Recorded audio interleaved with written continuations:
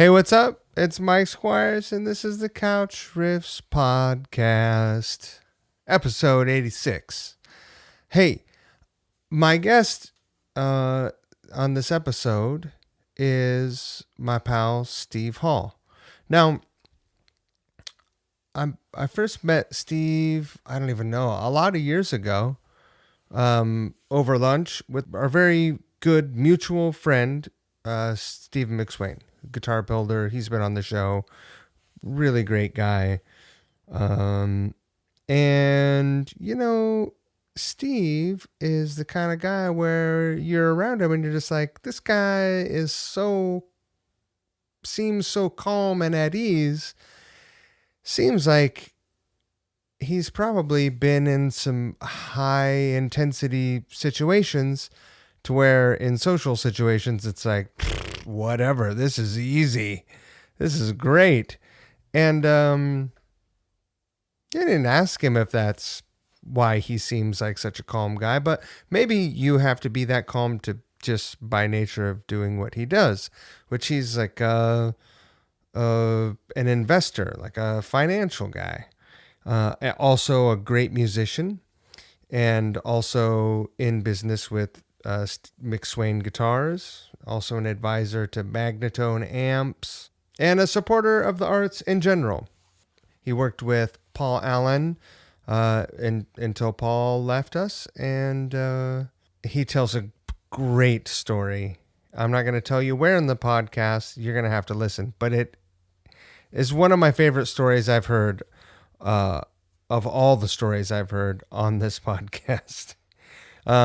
It was a super good time for me to get the chance to talk to him here because, you know, we've had conversations where I felt like I got to know him, but I felt like I really got to know him a lot better.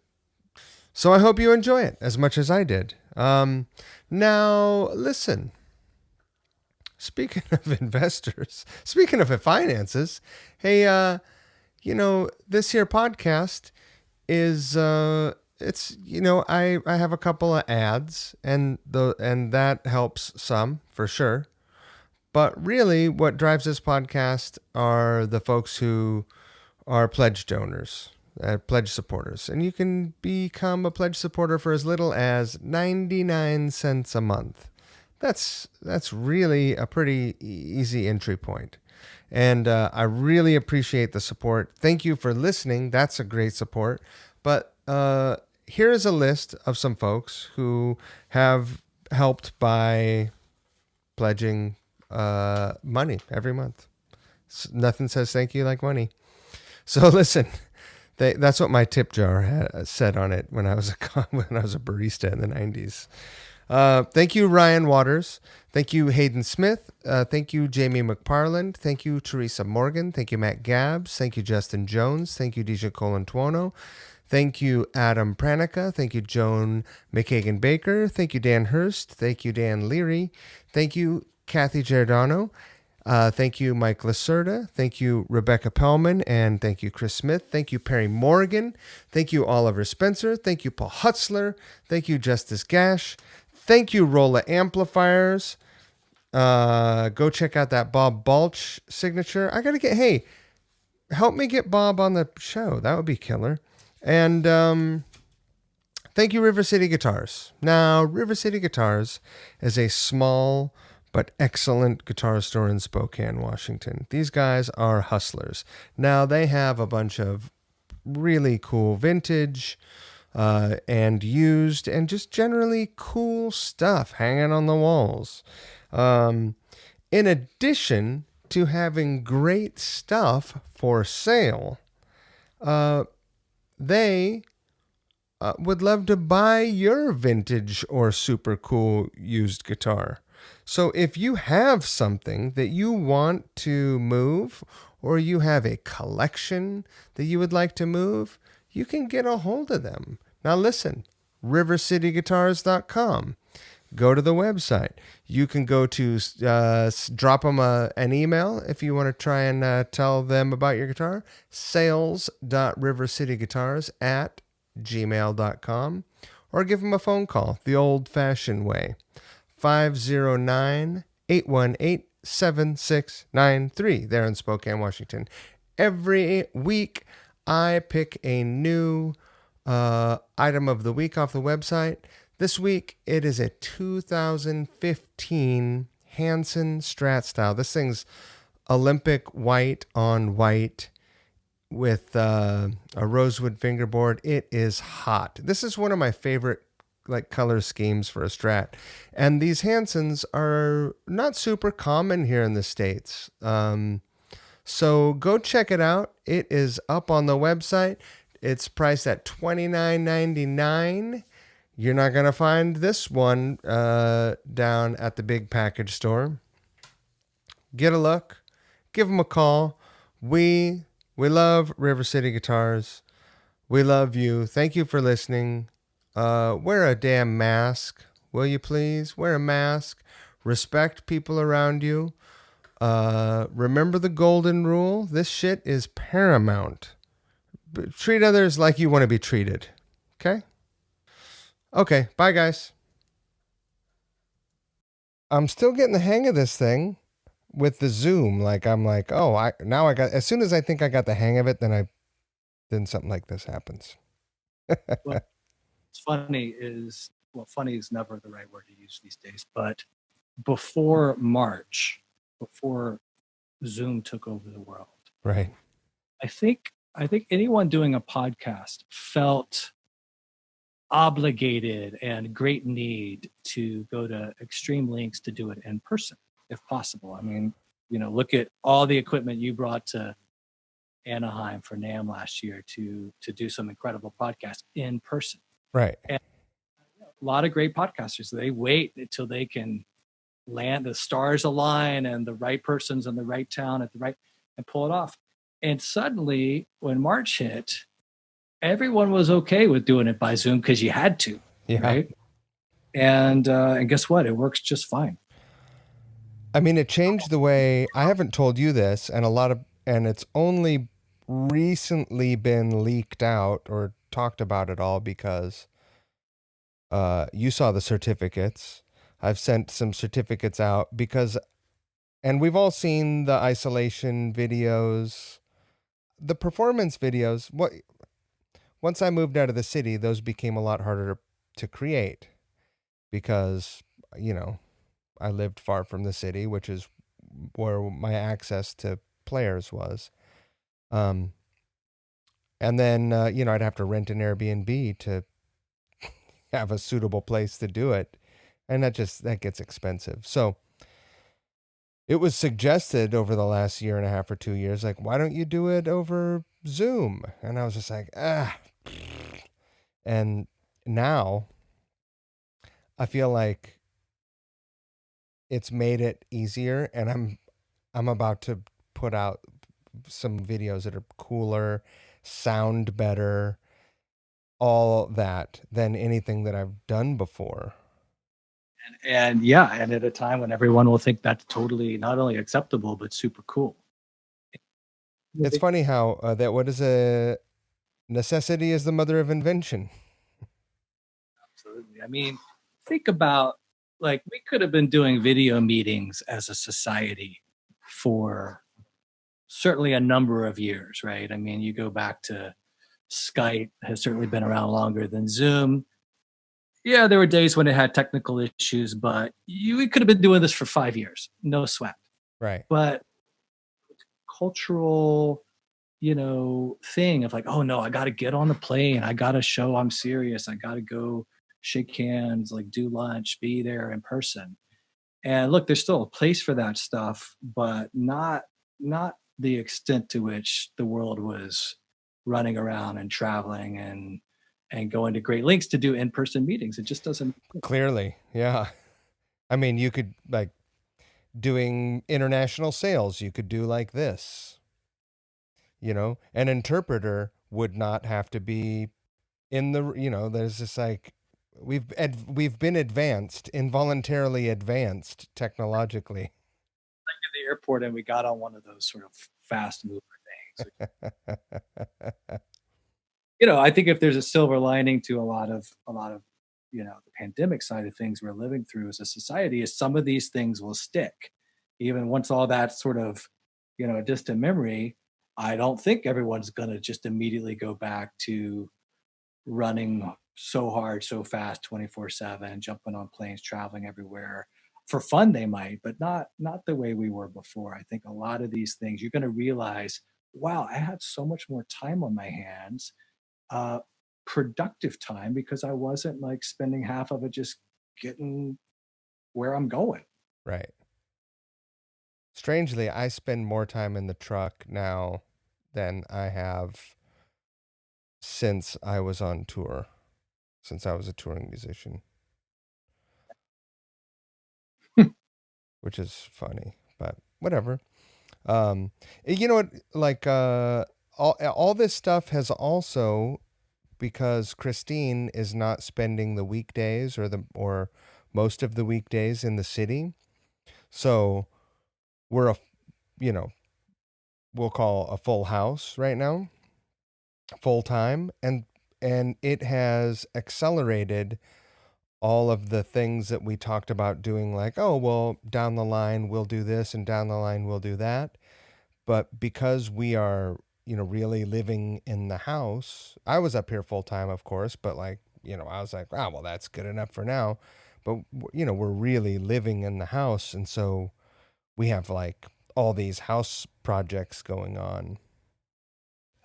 Well, again, another silver lining. It's like when you're there every day consistently and you see these things around you and they bother you more, so you want to get them fixed or taken care of or improved, whatever the thing is, and you actually have the time to do it. And not only that, the motivation, because you're going to be there to enjoy it. Right. I've been in sort of fix it to-do list mode for a couple of months now, and so we've been in this house on Bainbridge Island for 15 years, right? There are things I did last week that I literally have been thinking about doing since we moved here. They stay on my list. It's not like I ever said, "Ah, I'm never going to do that." Like, no, it's still on my list. It just took me, in that case, 15 years to get around to it. And it was a year in some cases too. But now you've got this motivation and catalyst and ideally time to actually do some of these things and enjoy them. uh, you'll notice right now this window behind me. I'm sitting on my bed. Normally, I would be sitting in my little music room, which is, at this point, we cleared it out. It's painted, but there's a large, what used to be a sliding glass door that went to the outside, and then this little addition was put on. So we're going to put in a barn door there that slides, because the next room is the kitchen. And so there's never been a barrier there. It's not a problem when it's just me and the dogs. But uh it'll be really cool to be downstairs, sitting. Yep. uh but the big project, maybe you have an opinion about this.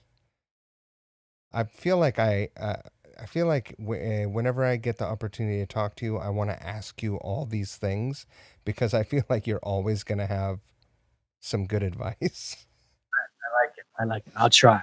And if you don't know, I feel like you know someone who knows, or you'll just say, I don't know, go fish. As opposed to a lot of my other friends who would be like, oh no, I totally know, even though they don't. We're going to build an outbuilding, like a single pitch roof, high on one side, a little lower on, not a drastic, but something to accommodate snow. And it's just a big open room, maybe with one storage, one framed off storage spot, and that'll be the new champagne room, like a recording space. Maybe 20, like 25 by 15 or something like that. I like it. I like it. We thought about regular, like, stick construction, like framed 2x4, whatever. And then I talked to a friend of mine today, and he's like, we are looking into this SIP thing. Do you know what this is? It's Not a like feeling I know where you're going, but I don't know that term.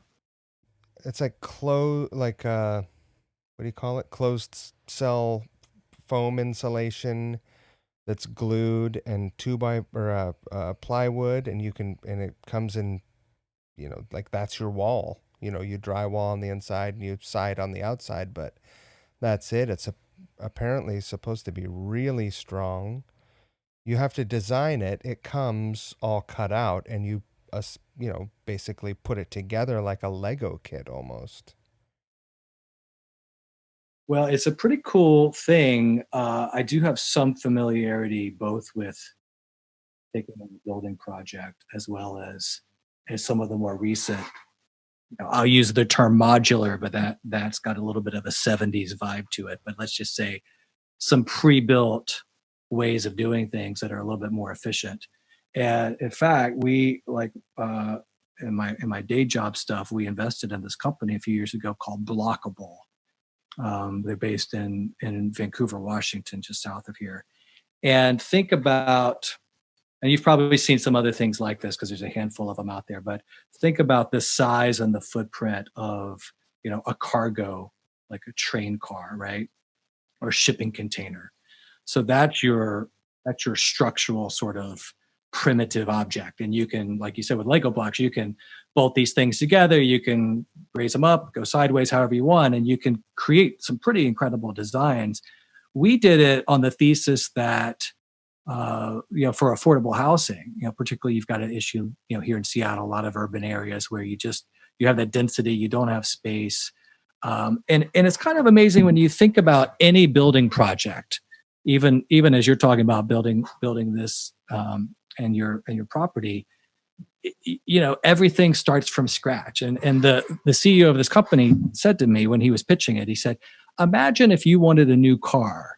And I said, "Sure, no problem. And I'll show up to your driveway, and I'll have all the parts, and I'll build it. I'll build you that car, like starting with the axle and the chassis, and I'll just put it together for you." Like, that's crazy, right? Like, there's no efficiency to that whatsoever. Versus, Detroit or any sort of large auto manufacturer where you have assembly and scale and millions of parts that are all being done. And so it just makes sense. Like, if you apply that same thinking to housing, which has never occurred, if you could, in a central location of great efficiency where everything you need is there and you can do it quickly, pre-assemble 90% or X% of the thing, right? Right.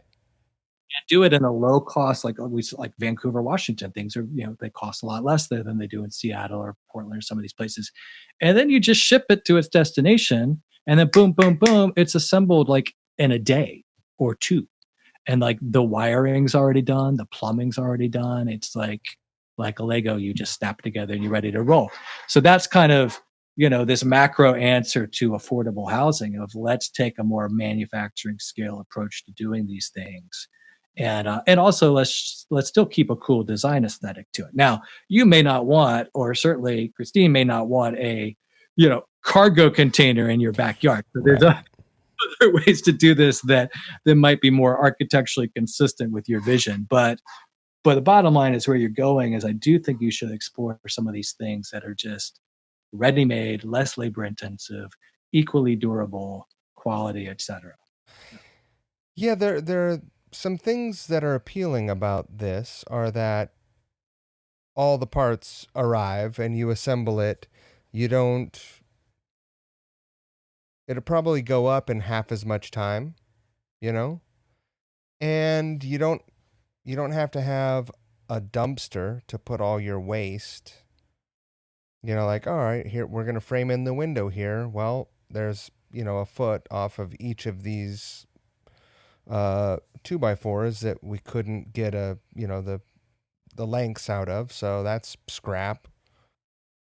And apparently they are more airtight than any other type of construction. So it makes for a more efficient HVAC. So you don't have to buy as robust an HVAC system.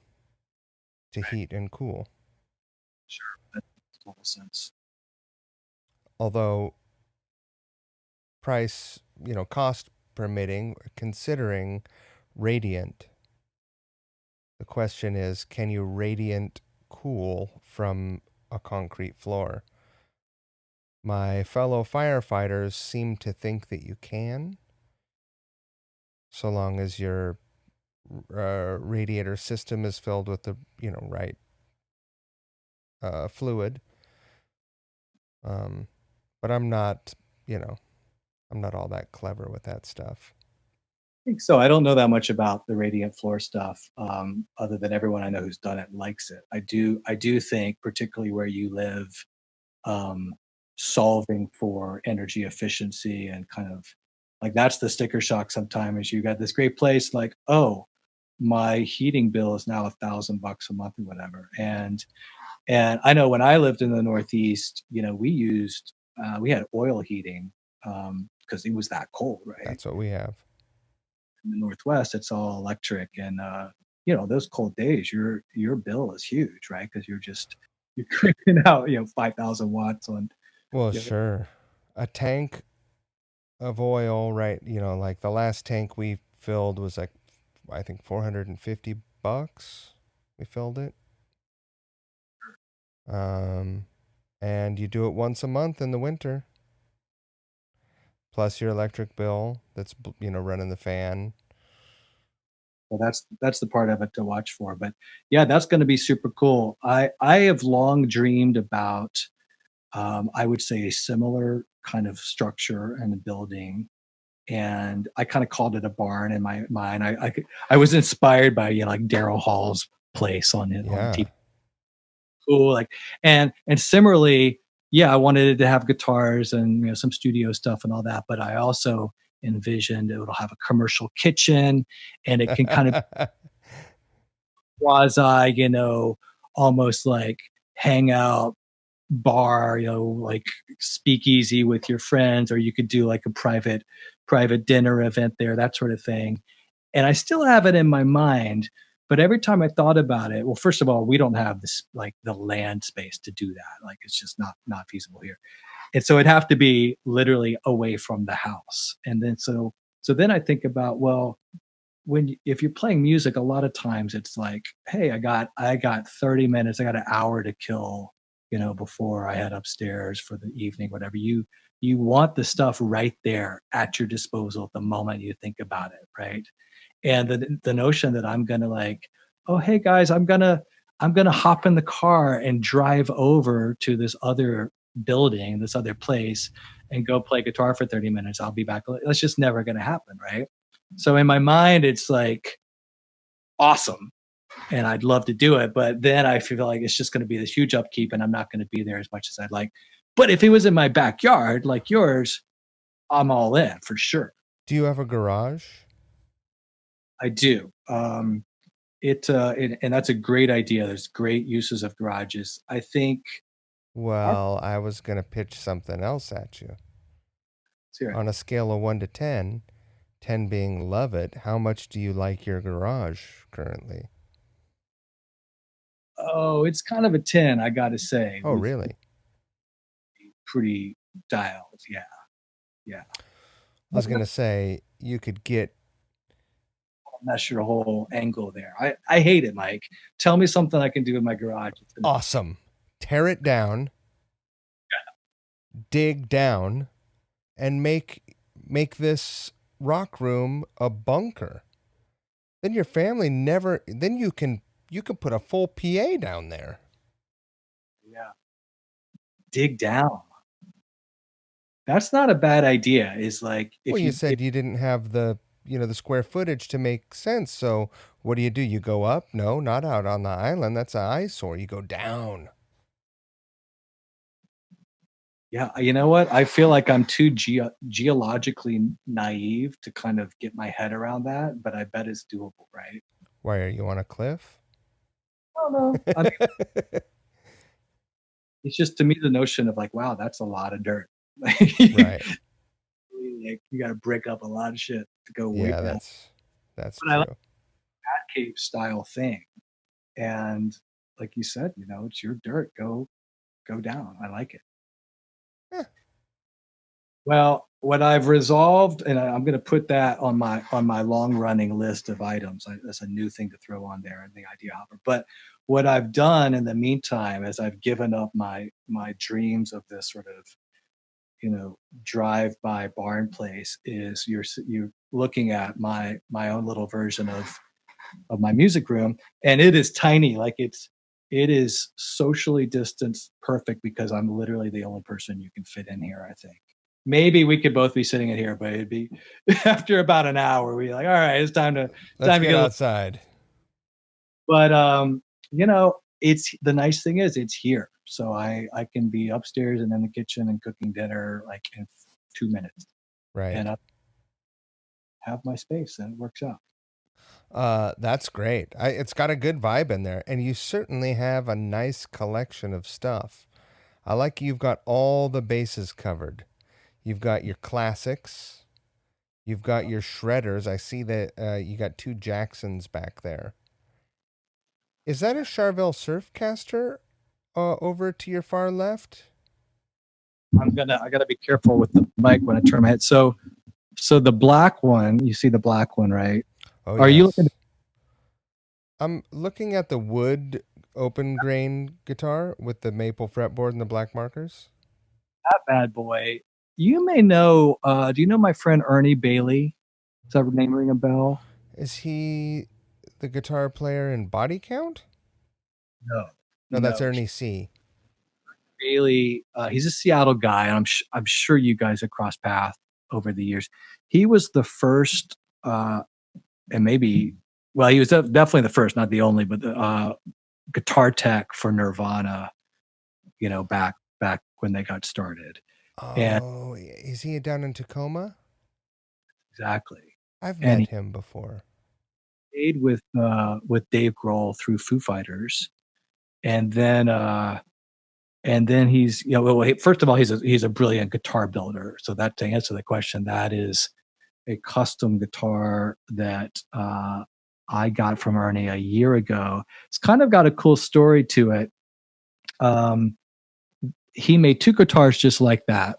That one, he and I, this is a longer story, which I will only gloss over, but he and I were on a ship, a cruise ship in the middle of the China Sea for 10 days. I think I've probably told you a little bit about this. And there were some, let's just say, a crazy roster of people in general and musicians in particular were on that ship. And Ernie was running. There was a lot of music happening every night, and he was with a whole gang of Seattle folks. A lot of them, you know, Jeff Fielder, some of these guys. Yeah. Were running sort of the nightly like house band, right, when the guest musicians would play. And so Ernie was there helping out with that, but he brought not this guitar but an identical sister guitar that he had just finished. He brought it with him to Shanghai and had it on the boat, and I just thought it was totally killer.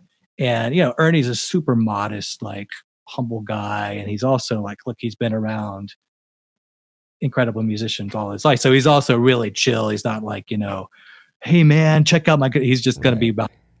I was like, Ernie, you've got to let me show this guitar to a couple people. And so Billy Gibbons is on this infamous trip of ours, and also was, you know, of course he was playing some as well. So I one night, you know, there's kind of a lounge, everyone's just, you know, hanging out before the show, and Billy's there. I run over to Ernie. I said, dude, give me the guitar right now. We gotta show Billy. Hands it to me. We bring it over, and you know, and Bill, you've met Billy, I'm sure. He's the coolest. The coolest for sure. And he's also like, he is just so interested in anything cool that comes across his radar, right? So he's like mid-sentence, he sees this thing and like stops in his tracks and grabs it, and he's like asking all these questions. Of course, I bring Ernie over there. It's like, here's the builder, let's go at it. So, you know, and Billy is just a super gearhead, right? Self-proclaimed, and he knows his stuff like nobody's business. And so they nerd out about this guitar. It's got some and I don't even know all the details myself, but some really cool pickups and it's wound a certain way and all pickup nerd stuff. And anyway, they got all into it, and Billy's like, and I'm not going to try to do Billy's cool smooth voice, but he said, you gotta let me play this tonight. And Ernie's like, oh, absolutely, no problem. So of course Billy wants the 7-gauge strings, right? Right. So he's got to put the light strings on it and set it up with a quickness.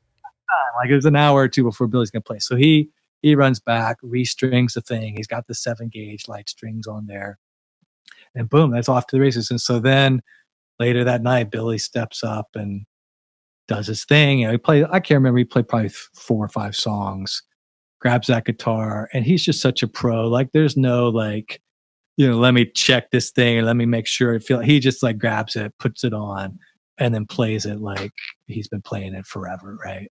So we captured this great video, some great photos of Billy playing this guitar, and that's the story of that guitar. So when Ernie got back, he made what he calls the twin of this, like basically the identity. There are a couple nuances that are a little different, but he made the identical to guitar. Ernie's keeping the one that Billy played, mind you. I tried to,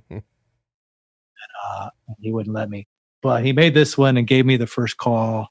And I'll never forget, I was over sometime last, I think it was this winter, maybe like December, January. I'm over in Mercer Island. My son's got a basketball game, and I get this text from Ernie with a photo of that guitar. And he's like, I told you I was working on this. It's done. You're my first call. Do you want it? And I texted back. I said, yes. And I think I had it in my car within an hour. He drove it over there, and boom. Wow.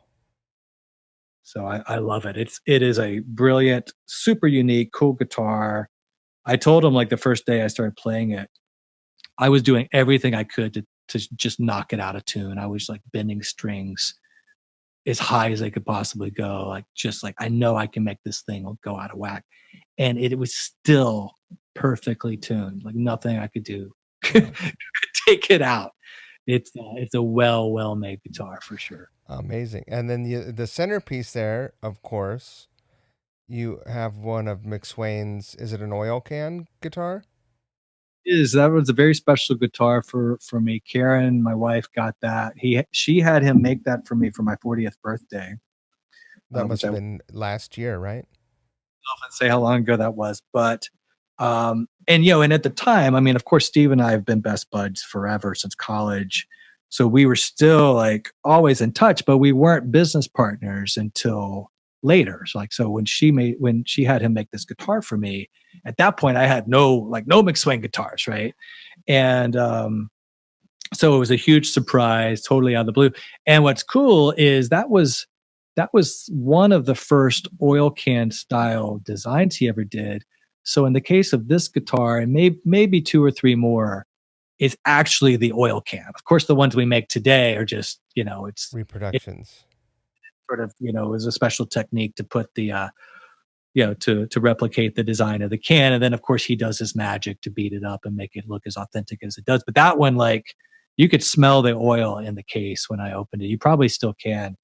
And, actual lug nuts on the volume tone knobs and stuff. So it's a killer guitar. I love it. And where is the guitar, your McSwain from NAMM, the one that I was coveting? Yes. Okay. So this is either a sad or a great story, depending on your perspective. Oh no. No, it's actually all good. But so this guitar, it's the McSwain Vintage for all you listeners. It's a beautiful. I'm in love with sort of the 70s vibe. I'm a burst guy. My first Les Paul was Tobacco Sunburst. Anything with that sort of cool brown burst vibe, maybe a little sort of burgundy cherry to it. And he did a few years ago, and I just fell in love with the photos. I'd never seen one, in person, because, of course, he sold them before I saw them. So I don't know, this is probably 3 years ago. And I said, you got to make me one of those.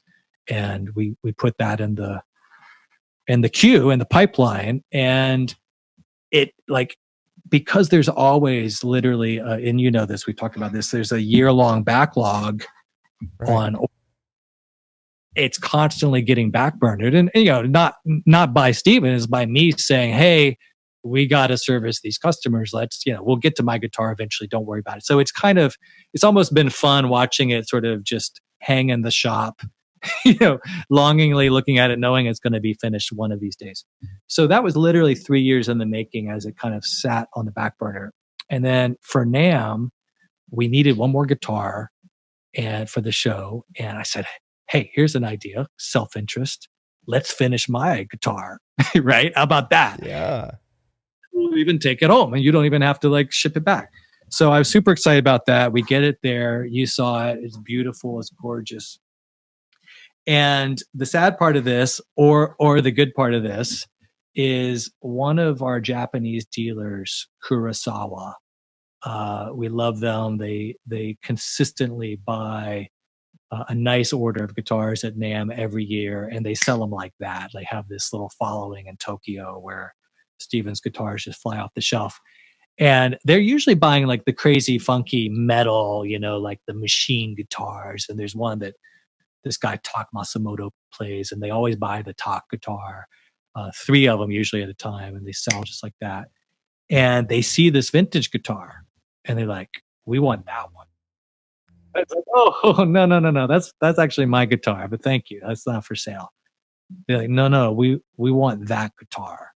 And we kind of just chuckled, and I said, "Well, you know," I told them, "I've been waiting for this for 3 years, but yeah, we could make you one, no problem, and we'll make it as close to this as possible." And when they have specific details, they're not kidding. Like they want it to take the photo and almost match stripe for stripe the maple flame, because they want it to be that particular, right? Right. So we're like, well, we can probably get you one like next October, right? And so they were, you know, Were you saying October 2021? No, October 2020. Like, so this was, we could get it to you in like 10 months, 9 months from now, but you can't have that one. So they were cool about it, like in their own way. They're like, okay. And we took the order, of course, for all the other guitars they wanted.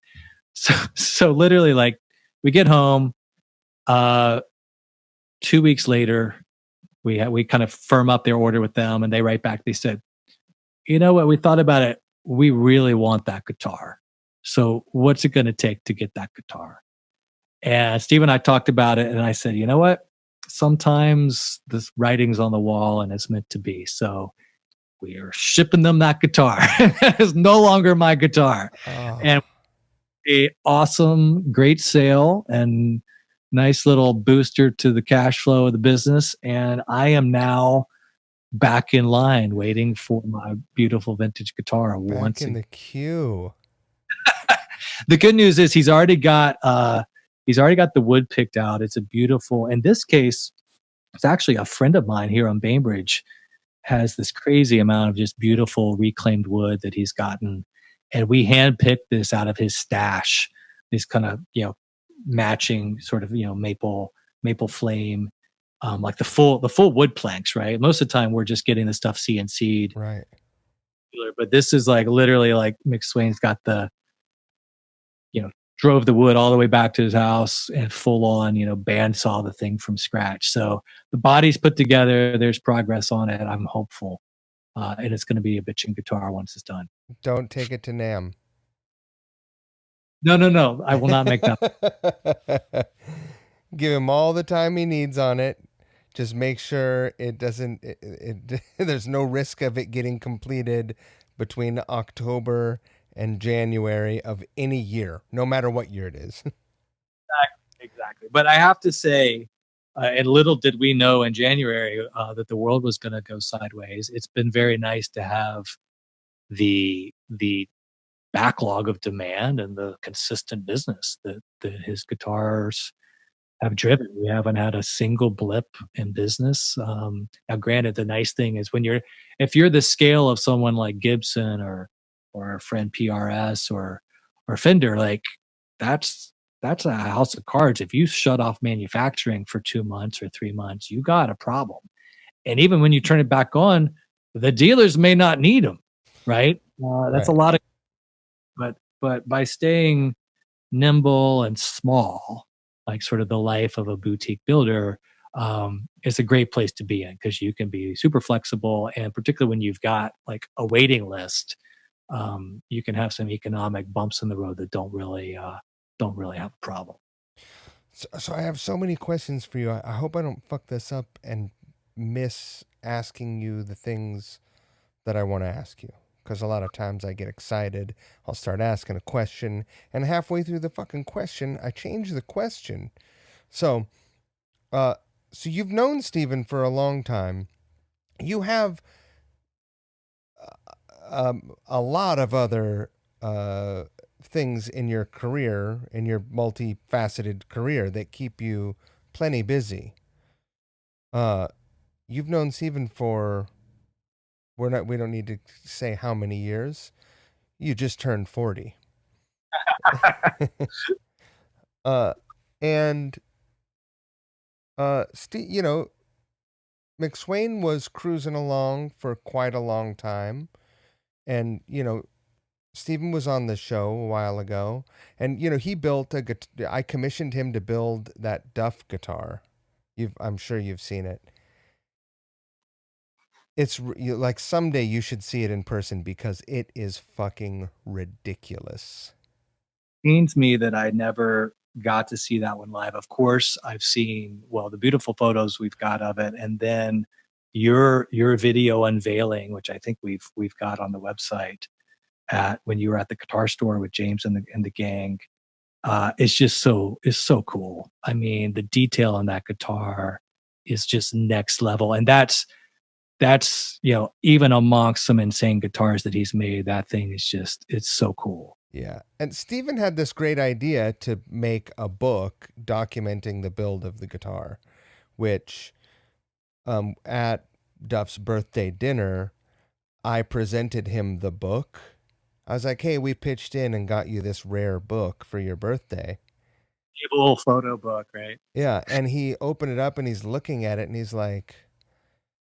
he was just kind of confused. Like, well, thanks.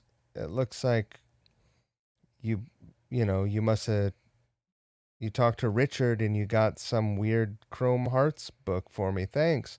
And then, we had the case right around the corner, in this little hallway, and boom, we brought it out and handed it to him, just like, and here's your new guitar. Happy birthday. It was a stunner. I mean, just the detail. Like if you look at the back of the neck of that guitar, I mean, I think I did the math at one point. I mean, that Chrome Heart stuff cost a freaking fortune, right? If you even just want to Oh yeah. and so so the entire back of the neck is just inlaid, and as he described it to me, I guess just sort of epoxy over, so it's just like plays super smooth. And then the detail around sort of the whole edging of the less polished body, the Seymour Duncans, it's so badass. So, I mean, there's probably $10,000 in Chrome Heart sterling silver studs alone. You know, um, but yeah, I talked Seymour Duncan out of those pickups. Oh, really? Oh yeah, they did not want to give up those pickups. They were at NAM, and I had ordered a set, and then those were there, and I said, on display, kind of like the Japanese dealer thing, and yeah, I want those pickups, and he's like, oh no, those are just for show, those they weren't even for sale. They were just like a little trophy piece, with the wood bobbins, and I said, no, no, no, no, no, I need those. They're absolutely perfect. They'll go in this guitar. I described it to him. And, an hour later, I was at the Seymour Duncan party and had the pickups. It was great. Way to do it. I love it. And what's cool about that, I mean, you and I both know our share of folks with some pretty killer gear collections. And I can only imagine, what Duff's got in his arsenal. But that's just such a special guitar, right? Not only sort of the heartfelt gift it was with you and all his friends, but just having something that unique and that custom. Like you can have all the Strats in the world, you can have like this badass vintage telly, whatever you want, and they're all cool. But to stand out that meaningful, that's amazing. Totally. It's an and you know he still like if you go to his house and you go into his studio room, it's on a stand and he plays it. It's not like it's not hanging on a wall uh as a precious ornament. It's it is you know when people refer to guitars as functional art, it is functioning daily. Like he writes songs on it, he uses it on recording cuz it sounds amazing. That's cool. That's super cool. So that brings so this is good. Steven was cruising along and sort of like a lot of his time and efficiency was used up building guitars like this. And when you came along, I'm all these things I'm assuming because I've definitely noticed how a change in how he's doing things a bit. But when you came along, did you hang out and observe and uh will he still make a guitar like that? Will he I mean, Right, price. like if some right. I mean, that's the thing. It's like, you know, we had a lot of favors called in on that one that made it cuz that would be a cost prohibitive guitar to most people on earth. Sure. You can't just call Richard Stark and be like, "Hey, I want a Chrome Hearts guitar." It's like, yeah, that's not an option. Well, look, you touch on a few things there. I think if you zoom out a little bit, because the work I've done with Steven, which I've loved every minute of, and of course, as best buds, it's not work; it's just fun. But it's kind of similar to other approaches I've taken, whether it's like I do some stuff with my brother or some other friends, where I see there's a lot of angles where you have what I'll just say is a highly creative endeavor that's a little bit of a one man show, small business, right? Sort of Right. that vision right there. And for whatever reason, I've been blessed or cursed with having a lot of friends and family in my life that like check those boxes. And it's super fun to watch. But as someone who spent most of my sort of daytime hours, and I would just say more traditional non-creative businesses, I kind of see how these things operate, and I see some pretty low-hanging fruit things that could be done differently.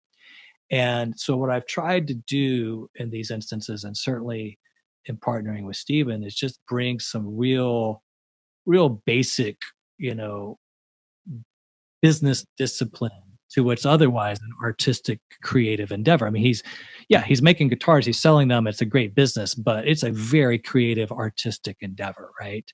And I think like any artist left to their own devices, he'd probably just love to sort of, not be burdened whatsoever by customer orders and marketing and the like, but just sit in his shop and build awesome creative pieces like the one you guys did for Duff. But the world doesn't work that way. You have No. to, make a living. You got to make good profit, right? You can't build a guitar for $3,000 and sell it for $3,200 because you don't have a whole lot to show for yourself. If you did, you have to. I mean, he spent months building that guitar, the Duff guitar, and you know, he didn't make a ton of money. You know, we all pitched in to pay for that guitar, but it's like considering the amount of hours that and everything he put in, like that he did us a super solid. And but that's just not a sustainable way for someone to operate and live. My man's Yeah, got a family. it's the balance, right? Of like you need sort of a more, and this is kind of, I think, certainly wasn't overnight. I mean, we talked about these things for years and kind of steered the ship towards what I would just say is still very custom, high end, hand built guitars, but with more of a standard sort of, this is a model, this is a design, and if you want that design, here's the price. Give us a call, get on the wait list. We can do a custom couple of tweaks for you if you want, but we're not doing the crazy one-off. I mean, we'll entertain those calls once in a while, but it would cost probably $30,000 for me to do like something super custom. Well, I guess that's why if you look at any of the big companies, like you already mentioned the big three,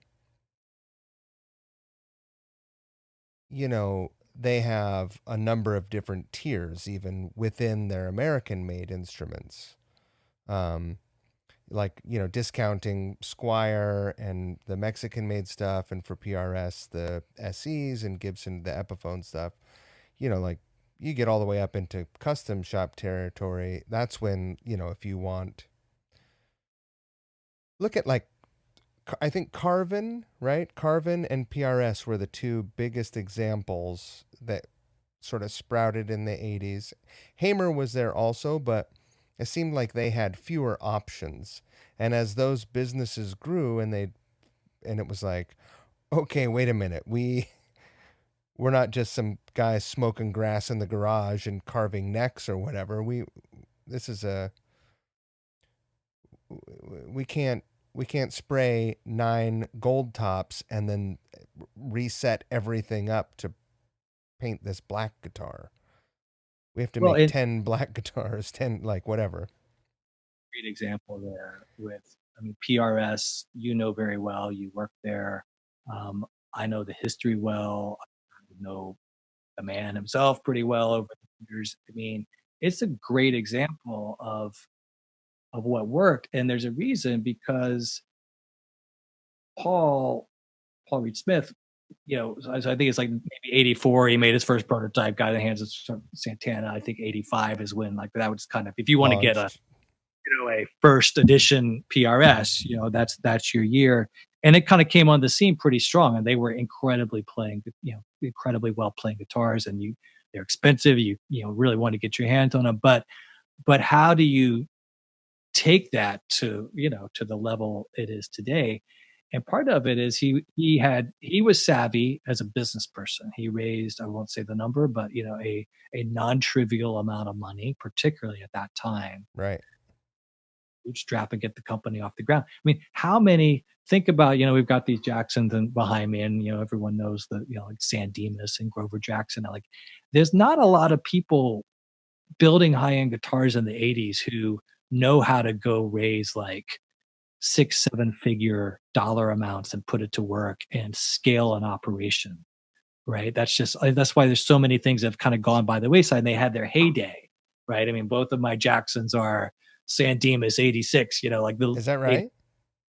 it's actually 85, but you know, back when it was like the real deal, and now of course it's, you know, it's a different world today, but you have to pair the creative brilliance of sort of the product with some savvy business sense, and then you have to sort of decide, and then what do you want to be? Like, do you want to be a big company, or are you actually perfectly happy being a small, like, I'm my own boss business, I control my destiny, um but I have a very stable and high demand product. Like, that's a great place to be too. But you have to have, like, no, there's no shortcut to just sort of good savvy business operations. And you know, there's a lot of companies out there, and particularly, you know, the music industry is somewhat riddled with them of people who just have one side of the equation. And then you get a lot of companies that kind of just come and go because they can't quite get the business right.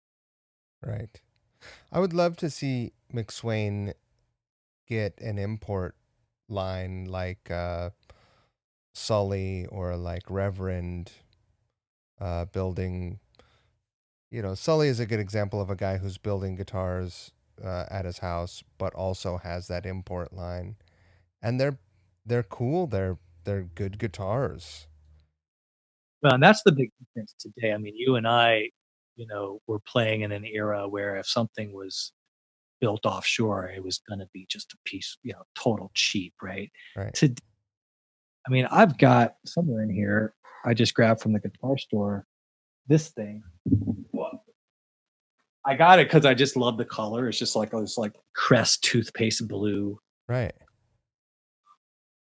telly, and it's like it's domestic, but it's not a high end. Like it's just a regular Fender, um, and even the Mexican ones they play amazingly well, right? It's just like manufacturing standards today that, frankly, a lot of the price but certainly for custom shop, a lot of the price you pay is kind of just for ego credit of like, look, I got this badass custom shop guitar, but playability wise, it doesn't have to be super expensive. Well, like traditionally thinking, all these guitars that when we were young, it's like, oh, what is that? A crappy Japanese guitar? Or what is that? Some wherever, fill in the blank. None, like CNC technology didn't exist then, or it wasn't being implemented into guitar building. Um, Maybe you know this. I think PV. I think is his name Hartley? PV, Mr. Guy? PV. I think PV was the first American guitar company, maybe guitar company, I don't know, to use CNC to produce guitars. Is like I actually forget that they even made guitars. I mean, I just think of PV and their amps, of course. And yeah, I bet you're right. Uh, as a sort of like pioneer going in that direction. And they certainly have. I mean, I know from a cost standpoint, they were able to undercut a lot of people. My first guitar was an American made PV guitar, and it was $200. I think I remember it was $219, purchased at American Music, and it came with a little amplifier that would also run on like 8D batteries that would run out in about 15 minutes. I love it. Well, everyone asked the first guitar question, and I think you and I may have even said this before. I'm assuming you do not have that guitar anymore. You know what? I really wish that I did, in a fit of um, seeking out that nostalgia. A couple years ago, I found one, the same exact guitar model, probably the same year because all of they changed a little bit over the years, but just a different color. I bought on eBay for $80. It was in bad shape, but bought it for $80, and I swapped the pickup out. I put a rail hammer in it, and then last year around Christmas, I was looking at it and I was like, you know what? What am I doing with this thing? Like, it's great. Here it is. I don't play it. It's just I like to look at it, and some kid should have it. So I Right. made a post on Facebook and I said, hey, who's got a kid that wants to play guitar and can't afford to buy their kid a guitar for Christmas? Nice. DM me. Ended up purging a bunch of my unused stuff that way last November, December. I like that. That's a good way to look at it. These things need to be played. They need to have go to the next Yeah. There have been, when I think about it, there have been a lot of people in my life that have been super generous to me. And, what there's, I could not reciprocate that generosity in similar kind. Like the best thing I can possibly do is something for someone who needs it. Just, you know, yeah. Very cool. Yeah, I'm probably a little bit too much of a pack rat and covet actual guitars that I don't know that I'm going to take you up on that approach. But what I have done, and I'm all for, is sort of donating to things that can get instruments in kids' hands. Um, I had a family member graduating from high school a couple years ago, said they're interested in guitars, And 2 days later, I had James drop ship a PRS SE, Uh, I think a little orange amp. I can't remember what it said, but I am all about getting the next generation of people to get exposed to this stuff. I think, there's I could be wrong on this, so it's anecdotal, but my concern with sort of today's youth as it relates to music, and I have three such youth members living in my house as my kids, and so I have so little taste of this is that you know we live in a world of a lot of distractions, right? Like you will never be bored, right? When you've got the world of the entire internet at your fingertips, always on 24/7. And I just think back to when you and I were playing guitar, like, well, I would spend literally 5 hours in a room in 1985 or whatever, doing nothing but trying to like just nail this Eddie lick or whatever. right. But I didn't have anything else going on, right? I just not like I needed to be somewhere or I had another distraction or someone was texting me or whatever. It's like I could be that focused because that was the thing. That's what I was doing. There was And no such thing as a phone notification. yeah, and I'm not, this certainly don't want to segue into like, social media and all that sort of noise. And by the way, my kids have all like taken music lessons, and my son, as we speak, plays piano probably an hour a day, which is quite both pleasantly surprising to me and gratifying. But I will say, at large, my sense is, that energy of the up and coming youth wanting to learn music has changed quite a bit, and part of it is the music they listen to, which is going to be more EDM hip hop versus you and I growing up on 80s rock or whatever, is less instrument, right? It's very digital, it's very computer, all of which is cool stuff too. But it's a very different discipline. So you might get kids like the equivalent of you and me today, like, the Mike Squires in 11th grade today, he's probably on Ableton Live pumping out some beats, right? Probably. That's where like the cool stuff's happening.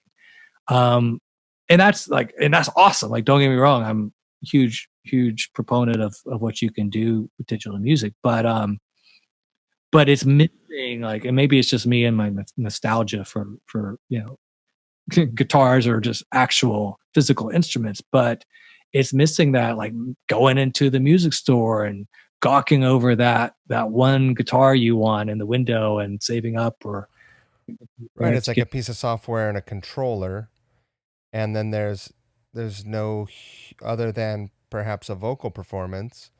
There is not the performance of human interaction. Yeah. So Everything's I don't. quantized. Everything's on a grid. Yeah. Although here's something interesting. Uh, I played on a hip hop record a few years ago, and this is the first time I ever saw it. And apparently, it's not that uncommon. There are those. I feel like such a fool right now. There's a very particular controller that it's the Akai, whatever the Akai controller is. Um, I mean, it comes in a MIDI controller to control software, but it also is a standalone piece of music workstation. But a lot of producers track a drum beat and play out a full drum kit with their fingers live, no quantizing. And that blew my mind. And when I listen back, a lot of times I wonder, uh, am I enjoying this a lot more because this is organically triggered and played, like by someone's fingers tapping it out, or is it just a better beat? Like, I don't know. Notice, and it was funny, just the other day I was tracking this tune, just for my own fun stuff, and I was doing what I'll do is play the drums. I'm a hack drummer, but I can get the point across. And then of course I do all sort of post logic MIDI cleanup where I give them sort of our own little secret. And And I don't think I did this intentionally, but I like my hi-hat was quantized all the way through. Right. And this centric song. And I kind of just forgot about it, sent it to my brother, and he's the kind of guy like notices that like in 2 seconds. He's like, dude, your hi-hat is like, it's a robot. And I think not only was it quantized, I think even like the velocity, like the volume was even leveled. Right. Robot. And like, damn, because I actually played it, right? So like that's the worst about it is I had the human element, and then I like roboticized it unintentionally, like just by doing some logic cleanup. And amazingly, this shouldn't shock me now that I found it, but then I just sort of started Googling around, and you can actually humanize your own MIDI, right? So I kind of like reversed it. Like I reverse engineered my own quantize, and sort of like you can like the whole trick. I'm sure Pro Tools has the same thing, but you can go into your whole drum track. In this case, I was just doing the hi-hat, but you can dictate how much you want to quote humanize the computer, and it randomly just throws it off 10 milliseconds here and there and changes the velocity just enough. And then I'm telling you, instantly it sounded better. Does it have there should be a John Bonham humanized preset where the kick drum is way behind the beat and the snare drum is up on top of it. Oh, it's hard to do. Like if you're actually trying to do that like him, not easy, right? But I bet an algorithm could do it in a heartbeat. Right. So crazy. I see that button on there because I use drum software.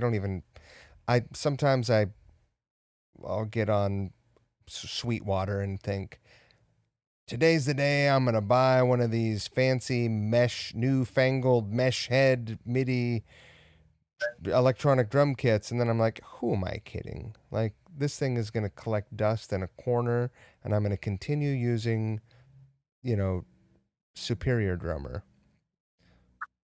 But I see that on the occasion where I can't find a beat, because they have a massive catalog of stuff, it's rare that I can't find something that I want to use. And on the rare occasion that I just want to like pin drop a beat in, I see that little sort of, there's something over there that's like humanized, and I'm like, I don't even, I get impatient and I don't figure it out. But I'm going to check that out. I mean, like anything, like you can go down a lot of rabbit holes on Logic or any of these tools, but yeah, it's pretty cool. I think, it's sort of another, just back to what we're talking about with the music today, is another thing that's indicative of even live music, right? So think about a lot of I'm not going to say bands, is probably the wrong word, but a lot of performing acts today that are very digital. And I don't mean the DJ thing, but like literally like actually playing and singing music, but where there's not a lot of instruments. A lot of it is just digital produced. And, I find it somewhat lacking in authenticity versus, where you've got to get the mix just right, and you got to mic the cabinet and all these things that go into getting a live performance of a traditional rock band. And it occurred to me, this was a few years ago, I was at Coachella, where a lot of EDM kind of stuff and digital stuff happens. I happened to be there with took my daughter that year. There wasn't a whole lot of bands I was interested in, but of course I was, walking around checking it out. McSwain might have been with me, or my brother, I don't remember, but I realized there was an act, and it sounded so good. Like, I don't know who they were, but it was just two people performing and really no instruments. Like, it might have just DJs, but it was all programmed. And because it's all digital, like the mix, the EQ, everything it's almost like we're talking about building houses earlier. It had already been done in the factory, and it sounded incredible. Cut to shortly after, this was like in the afternoon, so these were not huge stage bands, right? Cut to another actual band and I don't remember who it was. I didn't know the band, but they were like, actual drums, actual bass player, actual amps, mics, things like that. It sounded terrible.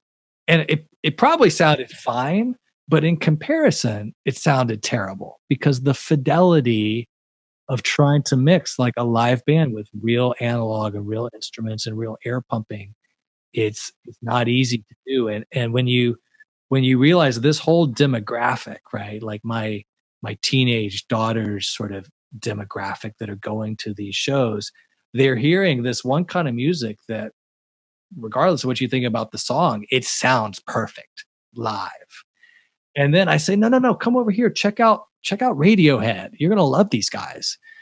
And it's a cool show, but it did not sound as perfect as some of the electronic stuff. So right. Do you think that young people might look at full band ensemble performances in the way that, I can't speak for you, but I didn't have an appreciation of like bluegrass music, for instance, when I was in high school, which I do now, but it just seemed like bling, bling, bling, bling, and didn't sound good. It didn't sound full. That must be what it feels like when you go from that sort of full spectrum listening experience with a lot of bass and to listening to someone's terrible mix at a festival. So I think they would probably view it as somewhat antiquated. It's not that they don't like it. What I appreciate, and this is all like the lens through my kids and their friends, like they all know like all the great songs. Like it never ceases to amaze me. Some random song from the 80s or 70s will come, not even like a super well-known song. And my kids will know it. Like, how do you know that song? I don't even play that song. How did you know that song? And they like, so it's all seeping its way in, but I also think it's very viewed as probably the way I used to look at the Beatles, right? And the Beatles are great. I love them, but they weren't my music. So when I was growing up, I kind of had this distant appreciation for what the Beatles were to that generation, but it wasn't my thing. Like my thing was Metallica or Ozzy or whatever. And so I have to believe that just the notion of a band in general feels like sort of not of this generation. Feels like a sort of thing. And maybe it is. I don't know. It's weird. Let me ask you this. You were in high school in the 80s. You were into Ozzy and Metallica. And you were playing guitar, your brother also, you have a musical family. How do you wind up doing what you do? Yeah. Great question. Well, I should probably start by saying what I do, and then answering how I wind up. So my day job for as long as I can remember, let's just call it 20 years, is venture capital investing, early stage technology, startup-y sort of stuff, right? So someone will come pitch us an idea. Hey, we want to start this new cool company. They're going to do this and they need money. It's kind of like the simple version is like, my kids are trying to tell their friends what I do. It's kind of like Shark Tank, right? That's what I do. It happens to be, less dramatic and reality TV, but much more tech centric, right? And we're looking for cool ideas that are going to change the world and drive new innovations and things like that. So that's what I've done most of my career. I've been lucky to do it. It's been fun. It's been interesting.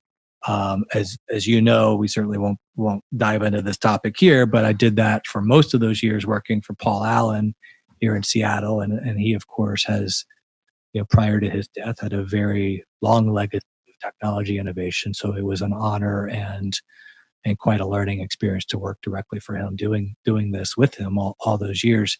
But in terms of how I got there,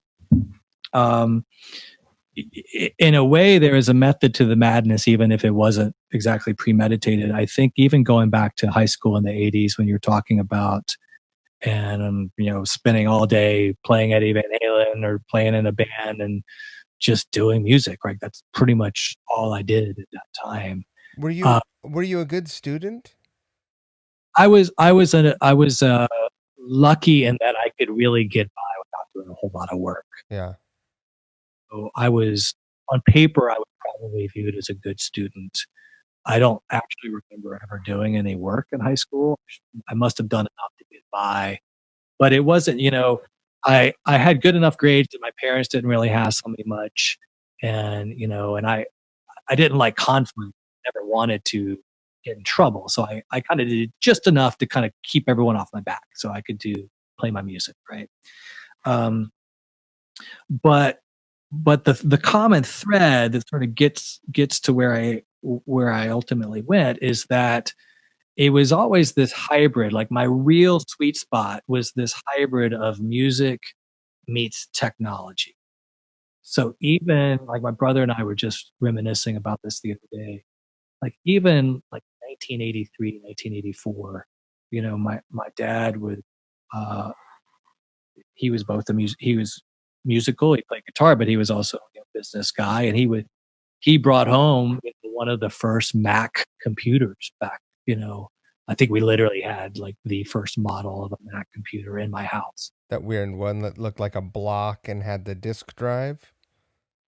For sure. Like we had multiple iterations of it. We even, side note, even had this crazy computer called the Lisa, which if you're an Apple fan, it's a pretty big part of their history, but it was it was very short lived. But if they made it, we had it. So Wow. I was really exposed to all this techie stuff, even early days, going back to the early '80s. And so where this started to converge was, and of course this is all like common stuff today, but in the early '80s, it was quite unusual. We would use the computer to program music. Right. So we were, it was my brother and I. He's younger than me, so I was kind of the ringleader. We would, we had a couple of synths, sampler, synthesizer. We ran it through a MIDI box into a Mac. The Mac literally had no hard drive. Like you had to your point, you had to use those 3.5-inch floppy disk Right. just to run the program. You had to Right. stick They the had like 10 minutes to load them. And so we had this thing. It's called Mark of the Unicorns. It was the early days of what's called a sequencer. Now we call them a DAW. But you would literally like record playing your instrument, and it would go into the computer, and then you could start to layer it, right? And this is where it got to be really cool, is you could, now I'm going to change sounds, and my sampler could do a drum kick, or my sampler could do a bass, or it could do a horn hit or whatever. And so, and the funny thing about this is at that time, I mean, the tech was so raw and early. Like your whole synthesizer could only produce 16, they called them voice, Yeah. 16 notes at a time simultaneously. And so we would max it out, like where we're using the same keyboard to produce like 3 or 4 different instruments. We would just keep changing the sample. And so like we would often change an arrangement. Like we would say, oh, that chord, we can do it with just 2 notes. We don't need all 3 notes. It's like, and so we would max out like all 16 voices on a sequence and effectively play drums, bass, a little synth, because it was the '80s. And then, of course, from there, I throw my guitar on, plug in the Marshall, and go to town, right? And that's all we did. Like, of course, we had bands, and we would do real band stuff too. But like in our own time, I would spend insane number of hours just learning how to program the computer, and and so that was my real interest. And it's kind of, as it progressed, like, I left home, I went to college. I really, what I really wanted to do was write music for movies. Like I wanted to be a composer. Didn't really know what that entailed or even qualified, but that's what I was drawn to, is this, use this new technology to kind of drive home music composition, kind of computer based. And I just didn't, like, if I really wanted to do that, I should have just like moved straight to LA packed my bags and, made it happen. Like that's how you follow your dreams. And I think I was always, unlike my brother, who is much more diehard, passionate, like come hell or high water, he was going to be a musician. I was much too pragmatic. I was like, oh, well, that sounds really scary. And I don't even know anyone. That's so far away. I mean, we live in North Carolina. That seems pretty common with the relationship of an older and a younger sibling in any given family, right? I mean, it's sort of like the first child who's trying to please people and not sort of break the boundaries. And and then guys like my brother, they like do not give a shit. Like he's like gonna do it his way or the highway. And then my poor parents, who were incredibly supportive of both of us and our music throughout those years, and in his case, for many years thereafter. That's what it takes. Like in his case, like there is no plan B. I'm going to move to California. I'm gonna be a musician. That's And that's what he's I'm gonna. done a bunch of cool stuff. Yeah, absolutely. And I so admire his path, and many people like him who have just been like, look, I realize this is not an easy business, and you're gonna have some highs and lows and some peaks and valleys, but I'm just a musician, period. And I don't do anything else. I don't do anything else. That's my game. And it's as you know, it's not to take that path. not the So not the most stable and consistent way to roll, and unfortunately. lots of people that other and support that journey, and somehow if you've got fortitude, that it makes it work. And look, I also think there's a path where you do it and it works for a time, and you say I did what I came to do. Check those boxes, and doesn't mean you're necessarily playing the world stage for the rest of your life. You find other ways to other ways to fulfill your talents and make a living. But I do think there's a special place in my heart for anyone that just said, screw it, I'm going for it. Because I didn't, right? And I'll just be the first one to own that and say, um, in hindsight, not that I had like actual musical talent, but I certainly had like, I was there at the very beginning and forefront of figuring out this whole digital music. Yeah. It's a rare thing in your life or career that you're at there day one, right? A lot of time you just miss the party, whatever the trend is. You're usually Right. a little. But I was there. I didn't realize I was there. I was just a kid in his room, like geeking out. But I was like, in hindsight, that was the real deal. And I think, I don't regret not following it, but there's part of me that wishes I had played that card out a little bit because I think it would have been pretty interesting. And so it's been a joy for me to vicariously sort of work with my brother a little bit over the years and see the things he's done, as well as any friends I've had that have kind of made a go at it. Like I will trip over myself to help my music friends out in anything they're doing artistically because I'm so in admiration of that journey and the commitment to the art. But the grass is always greener. I mean, when you when you come home from a tour and it didn't go great, and you're like, "Well, I'm gonna do go back to my landscaping job or whatever it is that you do to keep yourself rolling in between tours. Maybe you gig at a casino, maybe you teach lessons, maybe you don't. I mean, I always just took a physical labor job until I started to get older, and I was like, "Hey, wait a minute. I don't have to do that. I could do this other stuff and actually make more money." But uh, you know, if if all musicians could experience even a taste of consistent stability, maybe it would fucking ruin the art. What do I know? you know? Um, but there certainly would be a lot more appeal. Uh, it's just a shame that there's so many great musicians out there who make people happy every day. and they don't know how they'll pay their mortgage in 2 months or whatever. It's just, it seems. Yeah, and I think you're totally right, and I grapple with that a little bit, almost at a philosophical level, because you start by saying, first of all, it's more difficult than ever to make music as a musician, or make money and make a living as a musician.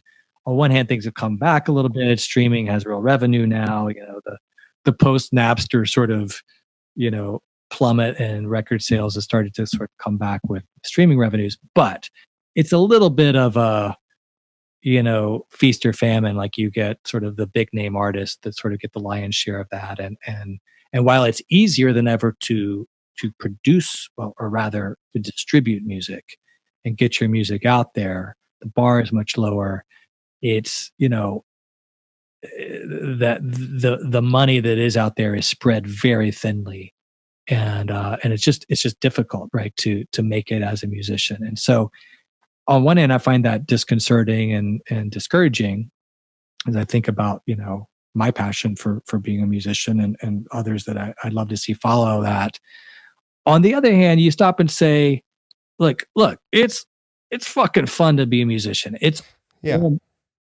Look, even just going to the NAMM show is fun. That's not work. That's like it's kind of seeing a bunch of friends, a little bit of a party, and it's just great, right? There's a reason people flock to it, because it's awesome. And unfortunately, this is we don't wake up in a world where you just have a right to go get to do something that's fun and awesome. It's it's a rare thing. People Well, we who do all have the right to choose to just do a job that's fun. Like, I could go be a water slide operator. I just wouldn't make very much money.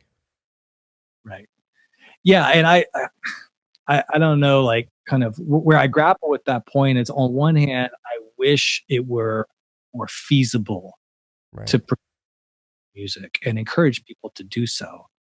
Um, and I'm discouraged that it's such a challenge and such a long shot. Um, but there's a reason it's a challenge and a long shot, because if it were easy and you could make a ton of money and everyone could do it, then everyone would do it. Right. Well, tell me what you think about this. Like, uh, because I am not much of a businessman, but I know enough that if you have all your eggs in one basket, you are taking a great risk, right? That's fair enough to say. So, as a musician, you have to, especially these days, you can't just be a performing musician.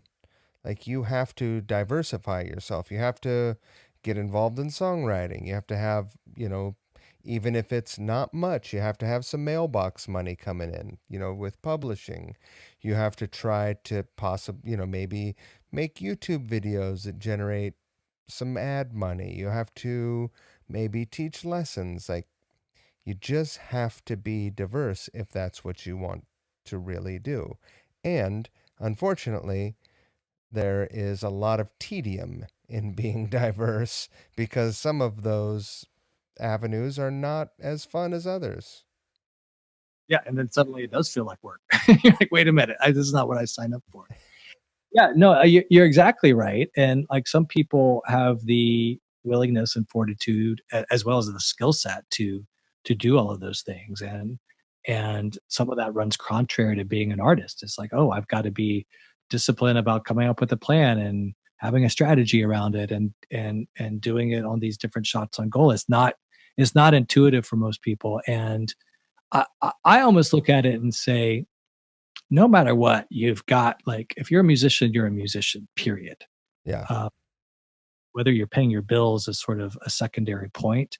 But no matter what, you have your music, and it can fulfill you your whole life in any way you sort of pursue or choose to, whether that means playing in your basement, posting a YouTube video here or there, playing a gig, writing, whatever. You always have that. I think, as it relates to, I'm going to be a working musician, you got to ask yourself a really tough question, which is, do I do what you just said, which is I'm going to do this like really, thoughtful shots on goal and kind of a little this, a little that, and somehow that's going to make it work. Because if that's not actually appealing, then I think you just need to say, no, what I am going to do is drop everything, go for it for whatever period of time, 2 years of my life, 3 years of my life, and I'm either going to like full on make it, whatever that's defined as, Right. Or not. And if not, cool. Like I'll still have my music, I'm still do my thing, but I will have a plan B. I'm gonna go back to it. And the good news is I do think, quote, making it no longer means, hey, we got, a shitty record label signed and now like we think we're making it, even though we just blew all of our money and Signed a 360 deal. They're going to get our t-shirt money. back in the day, like, hey, were our videos on? I mean, today, like, you can control your destiny so much more. I mean, I think I look at, we'll just use YouTube as a side note. There are musical property on YouTube. I'll use our friend Rick Beato as an example. Like, that is a machine. He is a one-man, brilliant media machine. He's an incredible musician, producer, writer, engineer, guitar player, like all of the above. I love his series. Yeah, he's like, it's incredible. I could literally like just do nothing but watch videos. And he and my brother Les go way back, and they've recorded a lot together. And Les has been on a couple of his videos, and they're both in Atlanta. So I've kind of watched from afar. I've watched Rick do this from scratch to like literally he's got 1.5 million subscribers today, and all sorts of things happening behind the scenes that are kind of mind blowing. But I bring that up, and there's other, I would say, YouTube musical names that are not necessarily household name musicians, but are channels with millions of subscribers that are a small fortune, far beyond any touring musician, even in a successful band. And so, and the great thing is they didn't have to ask anyone's permission to do any of that. Like zero. Like the bar is there. It's not like the bar's lower. There is no bar. Like all you got to do is be insanely talented and dedicated, consistent, and put up good stuff and find an audience. That's easier said than done, but I'm encouraged by the fact that we live in a world where you can do that, and there's no you don't need the gatekeepers, you don't need the approval, and I think people should look at it and say, if that's my definition of success, I'm not going to stop to here, and I'm not going to sort of a little of this. If you would have told me, I don't know when YouTube came along, 15 years ago, I have no idea. Founded in 99-ish, maybe. Oh, 98. wow. If you would have told me when it came on my radar that this is where we'd be, like this is what YouTube would be up to, I would have said that's a crazy theory. Like, forget it. CDs are never going to die. But do you, seeing technology, like you're being introduced to new technology without giving away anything that you obviously can't talk about, where do you think things will head from here? Like this already feels like the Jetsons. Well, it's a great question, and I do think about that stuff a lot. I think, the one thing that's inevitable in technology, and of course, technology touches everything. We're talking about music, so Teleporting. The one thing that's inevitable is that it will always change. Like it's just constantly changing, constant, dynamics, and there's also saturation. Like, so here I am espousing, the brilliant idea that maybe YouTube's a good platform, right? But it's a little, on one hand, yes, it's worked really well for people like Rick or some of these other. On the other hand, it's a little late to the party. Like that ship's kind of sailed. It's so saturated, even though there's no barrier to entry. like there's so much noise now that like for you, like if you and I want to go start, Steve and Mike sort of, virtual drum lessons 101, MIDI drum programming, it's hard to stand out. Like it's just a lot of stuff. It's a little late. Yeah. What you have to Though constantly be occasionally things still do blow up now. sure. But where I'm going with this, you got to constantly look for what's next, right? And I say this to Steven a lot when, we're always talking about just sort of basic marketing because whatever you're doing, all roads lead to marketing. You need people to be aware of you as a business, as a product, as a musician, et cetera.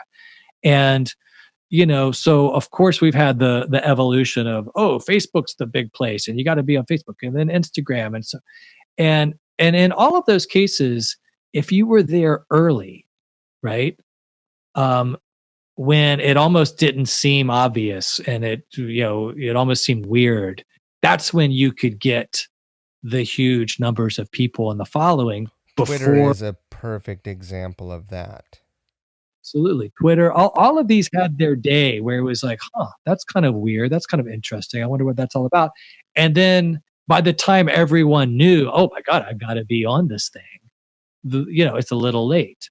And so I'm constantly looking for what's that next thing. This may sound crazy. There'll be some people that roll their eyes when I say this, but I'm pretty serious when I say right now I think it's TikTok. And on one hand, TikTok's huge right now. That's hardly a well-kept secret. On the other hand, everyone who's rolling their eyes right now knows that TikTok is kind of just a bunch of silly teenagers doing dances to songs and things like that. That's kind of what it got its sort of, early vibe. And I've certainly seen plenty of my own kids do TikToks, watch TikToks, etc.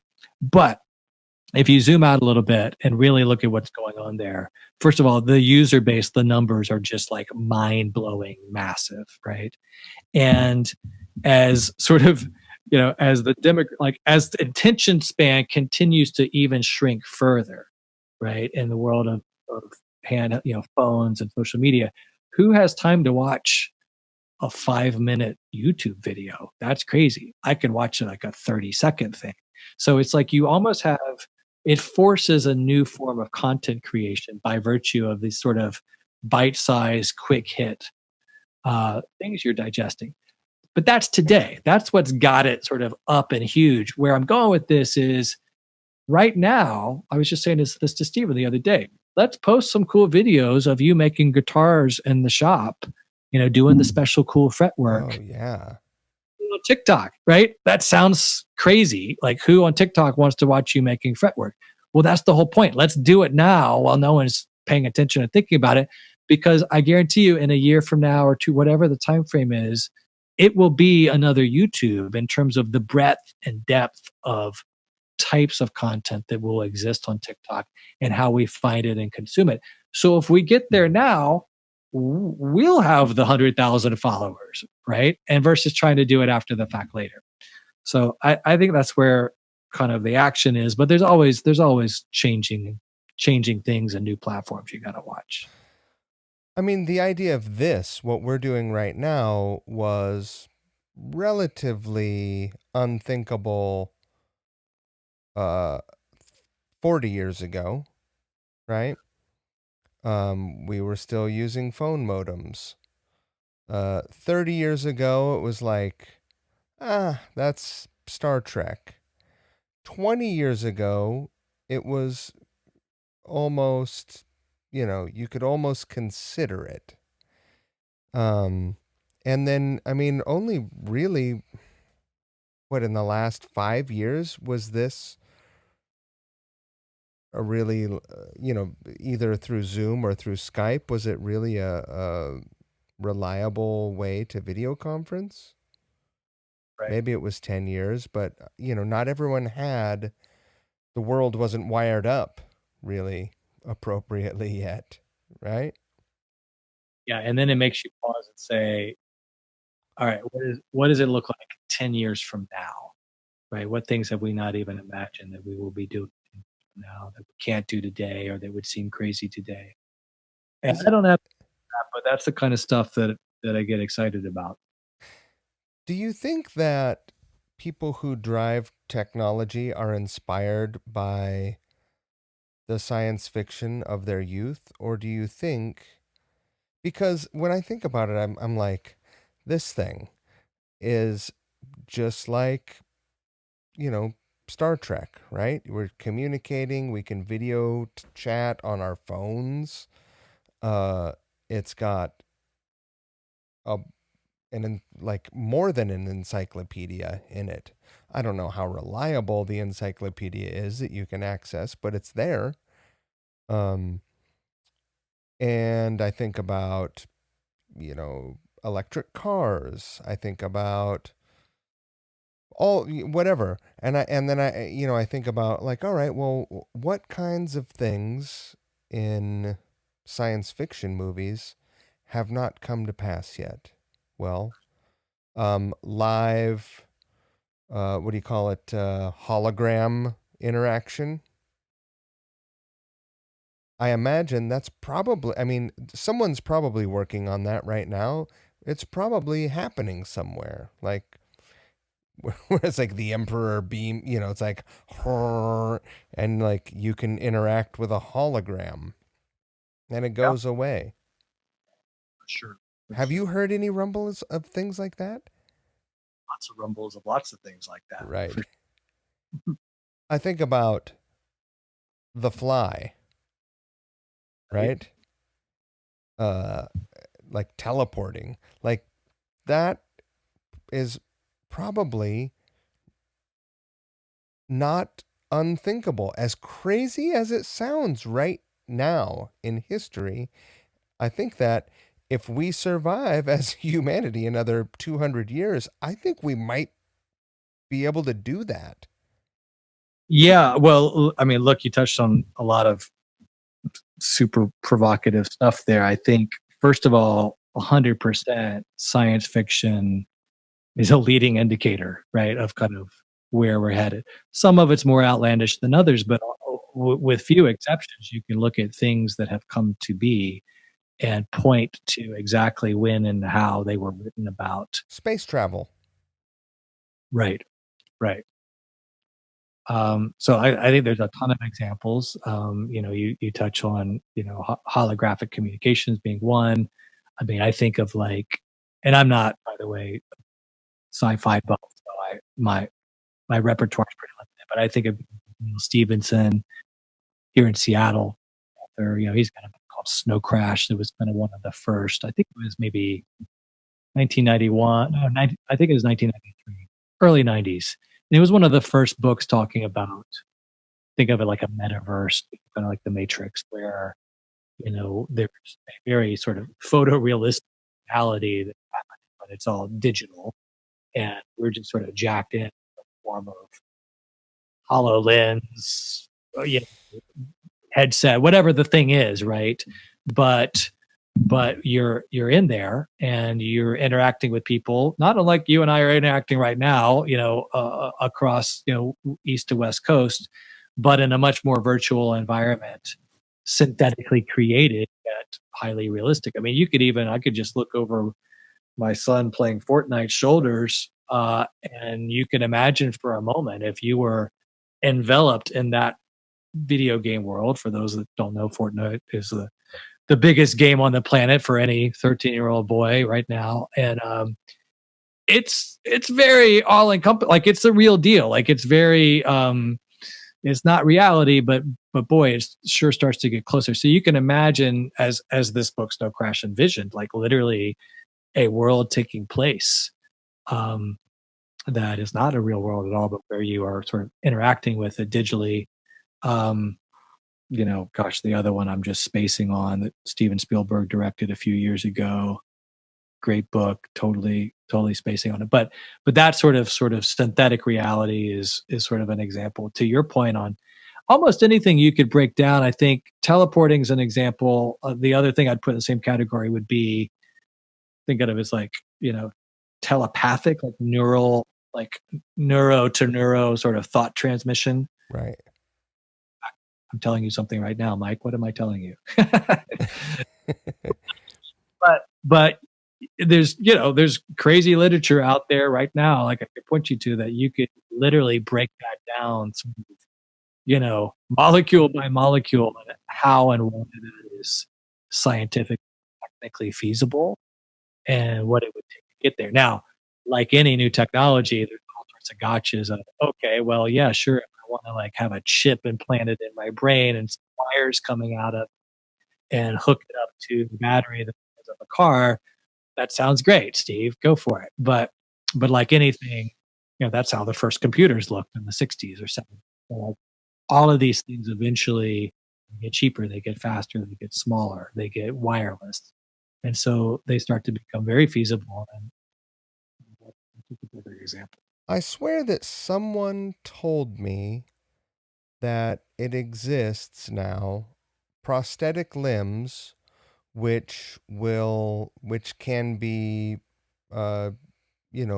manipulated. Individual digits could be manipulated, and it will simulate sensation somehow. I don't know how accurate it is or how organically accurate it is to having your native limb, but that blew my mind. I also don't know if it's true, but I want it to be true. Those sorts of things have definitely been prototyped. They're happening. I'm, not fluent in the latest and greatest. I'm more aware of sort of, sort of thought sensory control to movement is definitely happening. The notion of sort of haptic sensation feedback, sort of a bidirectional feedback loop is, I think I've read that as well. I think it's probably pretty coarse at this point. There might be sort of, it's almost like on off versus sort of the subtleties of touch.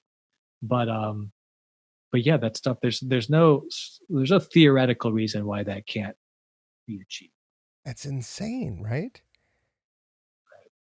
There are insanely brilliant people. Imagine if all of these brilliant minds, if every brilliant mind was only focused on, improving the quality of life for humanity in the way that folks are advancing these technologies. Yeah, the world would be a much more fantastic place. That's for certain. true. With the one caveat I'd say is sometimes we don't need to move quite so fast. I mean, some of these, there are things that well, like you said, like what we're doing today on the Zoom call, like some of this we could have done 5 years ago. There's like it might have been a little glitchy, but some things kind of move at society's pace, because even though you can technically do it doesn't mean you're ready to do it, or that society's ready to do it, or will embrace some of these changes. And so Are you about to tell me how the reptilians really exist? Breaking news. I'm ready for him. It's 2020. But yeah, no, as someone who has spent most of his life chasing new technology, I'm also, sober about, sort of its impact, sometimes its negative impact and the pace of that impact. So I think we just have to be measured in some of these things. Well, it seems like a lot of technology is is either immediately or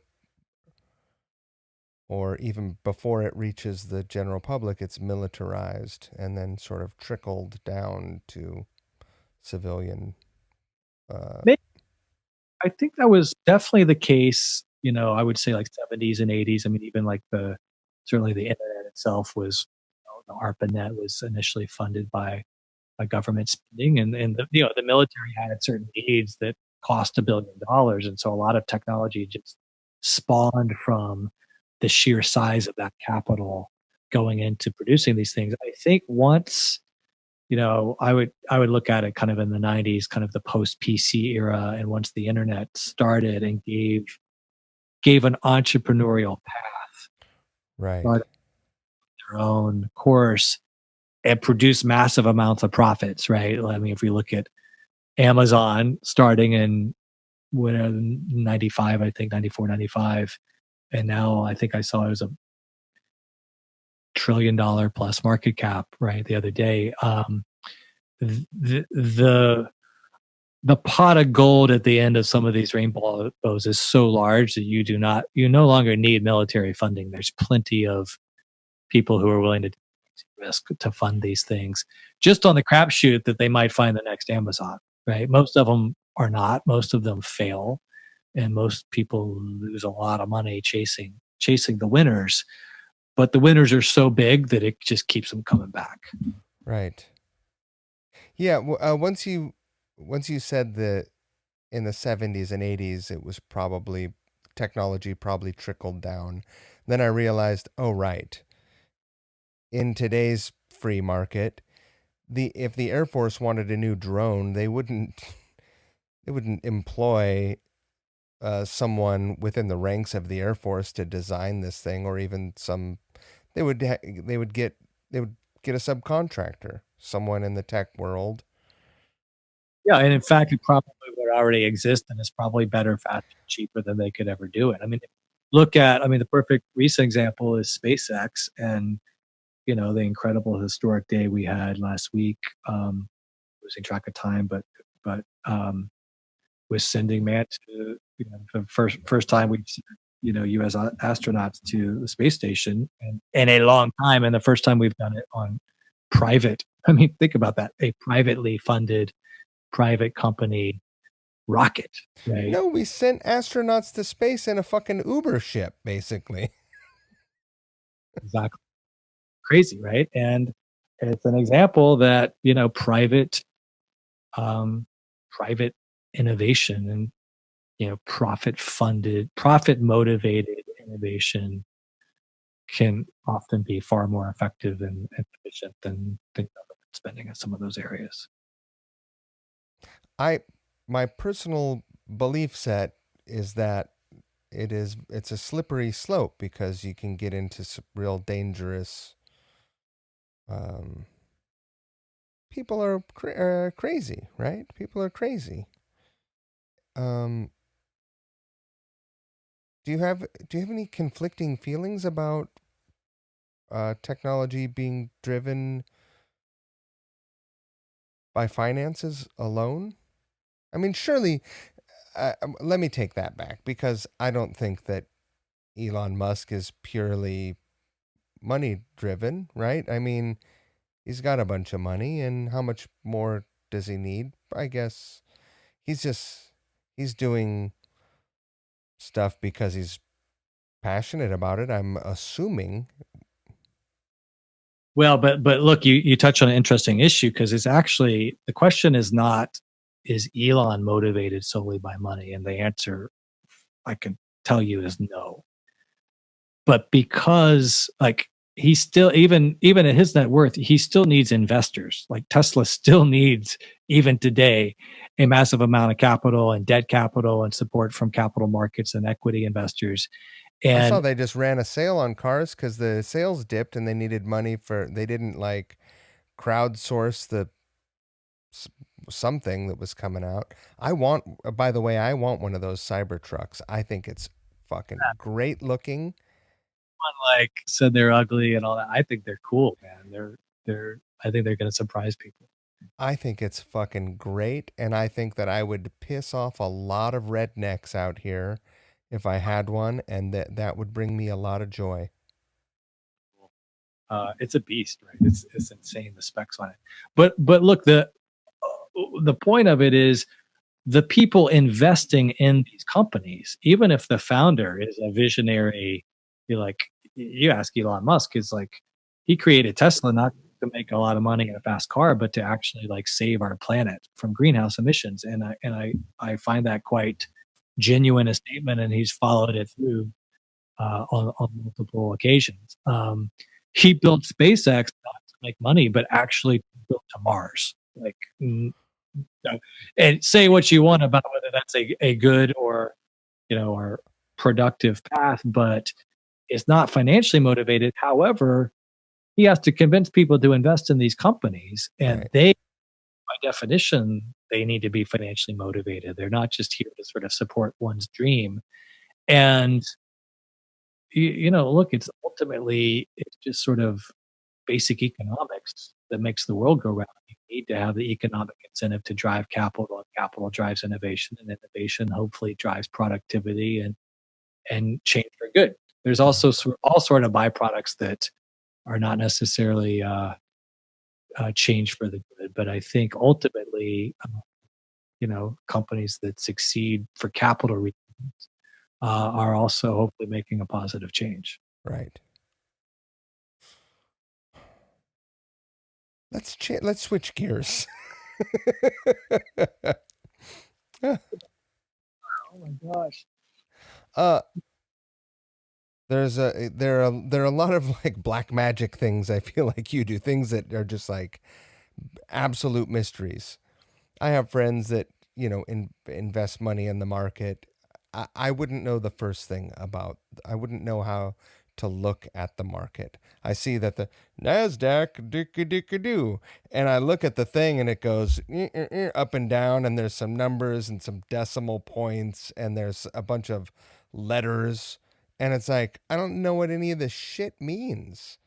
Uh, and I know that a lot of people can look at that and read it like like the Matrix or whatever, but um, to a greater degree, you manage money, Yeah.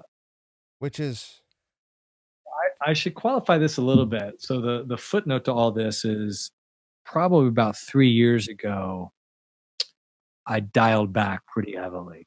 Like I would call it part time. Still, still involved at my company, and as well as a state. I still have board seats. I still have companies I've invested in, but I really like kind of hit a moment in my personal life where I kind of done some things I came to do, and certainly had other pursuits and interests, many of which we've been talking about today, that I wanted to have time to do. And when you're like working for Paul Allen and traveling and doing, these pretty high intense, stressful things, there's not a lot of, you don't get a lot of free time to mess around on Logic Pro to figure out how to do MIDI. well, yeah. If you make a mistake with his money, you're not talking about uh, losing $100 on scratch tickets. No, there's some more zeros involved. And so just in all fairness, I've been pretty, again, I would just say dialed back for several years, which has been, very enjoyable sort of mode to be in, because I don't quite have the same responsibilities I used to, and I can kind of spend my time in different ways. Um, but but to your point, a lot of these, like, quote, managing money is sort of how, yeah, it's, in that case, it's his money, and we invest, some of ours along with him as kind of part of the deal. But yeah, you're just managing these things. Um, you're constantly sort of checking in on making sure the companies are going okay, what's working, what's not. And I mean, it's kind of a nice situation in that, I'll admit, you're not the one actually doing any of the hard work. Because these, I have such admiration for the people who work at these companies, who are doing, like, showing up every day and building products and creating these technologies, because that's where the real risk is, and that's where the real hard work is. We, as these investors, yeah, you got to be right, otherwise you get fired eventually, but Yeah. not actually doing the hard work. And sometimes you're just lucky that you picked the right horse to bet on, or the right entrepreneur, but you're kind of just sitting around watching things unfold and trying to give your advice along the way.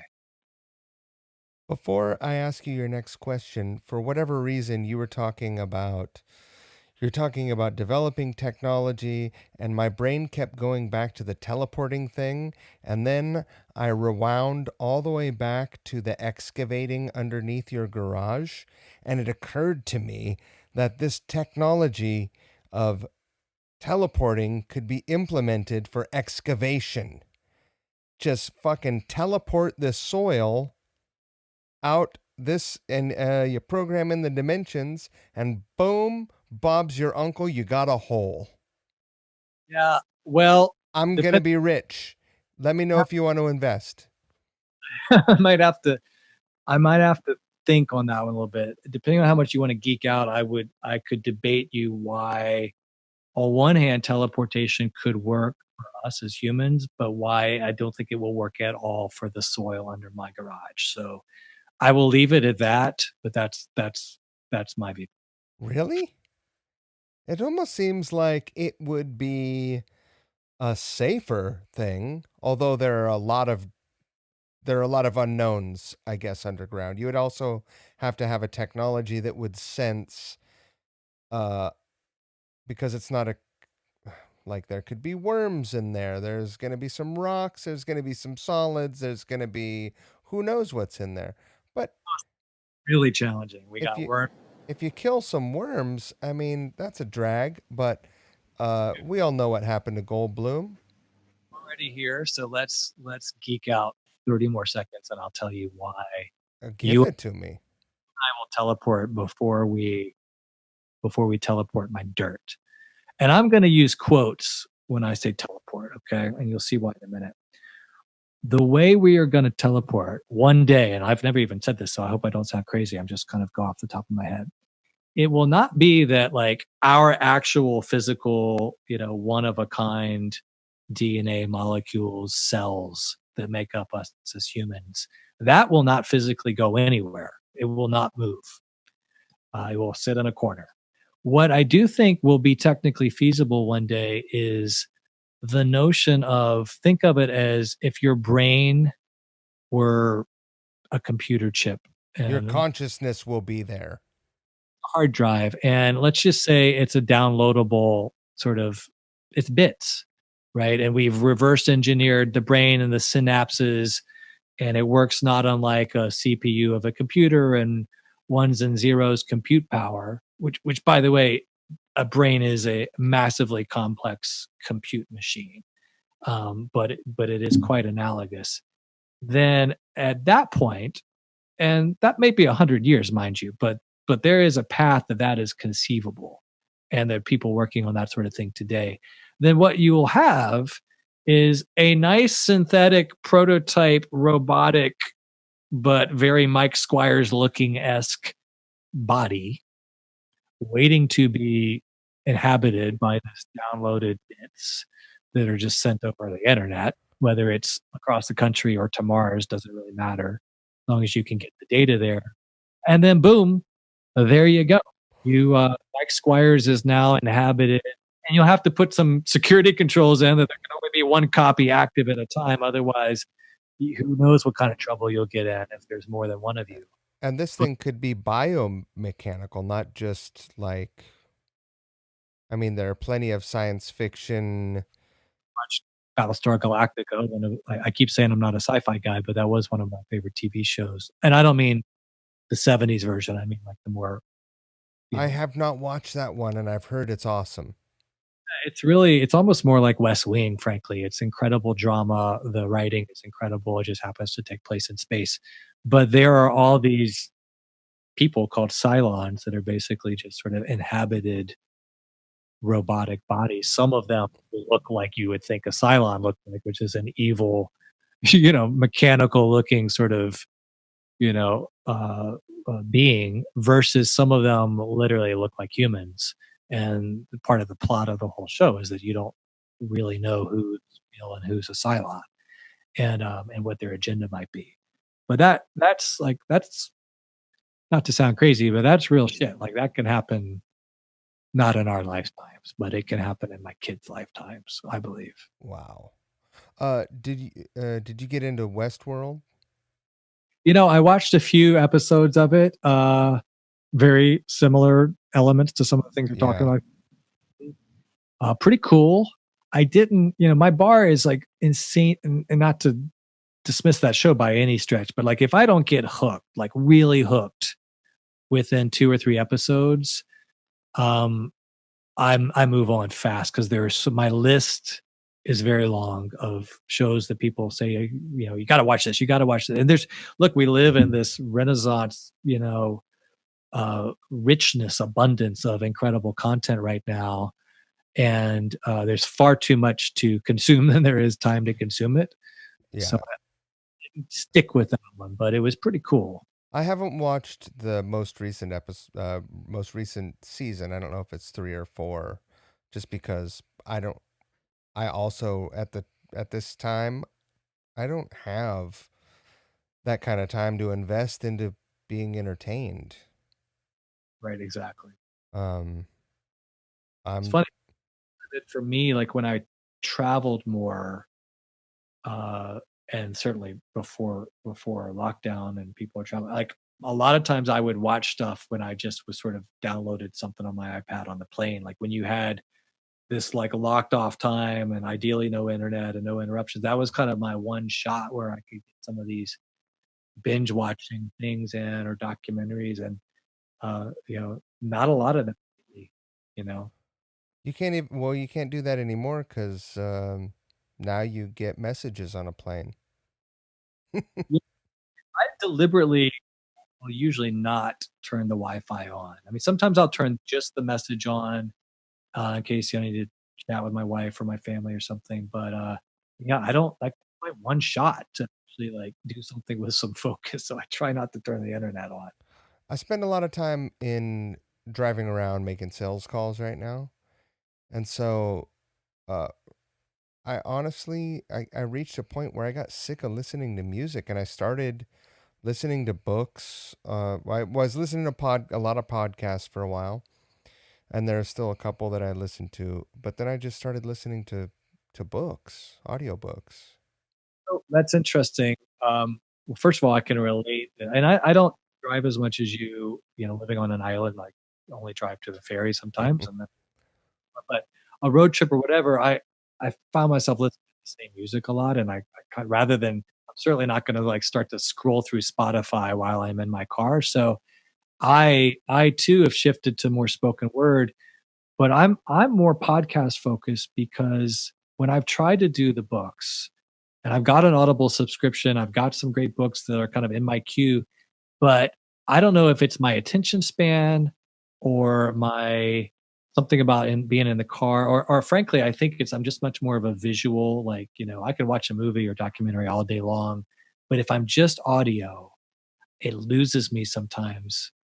And for some reason, a podcast doesn't. Like I'm in it. Like if it's a good guest and like a good interview, I'm in it. I'm engaged. I'm kind of like right. I feel like I'm at the coffee table with them. But when I have a book being read to me, my mind drifts off, and then I'm like, well, I have no idea what happened for the last 5 minutes. So you must be. uh, yeah, I don't know what it is. But I do like it. Do you listen to the Friendly Fire podcast? I like that one a lot. I don't know that one. Who is that?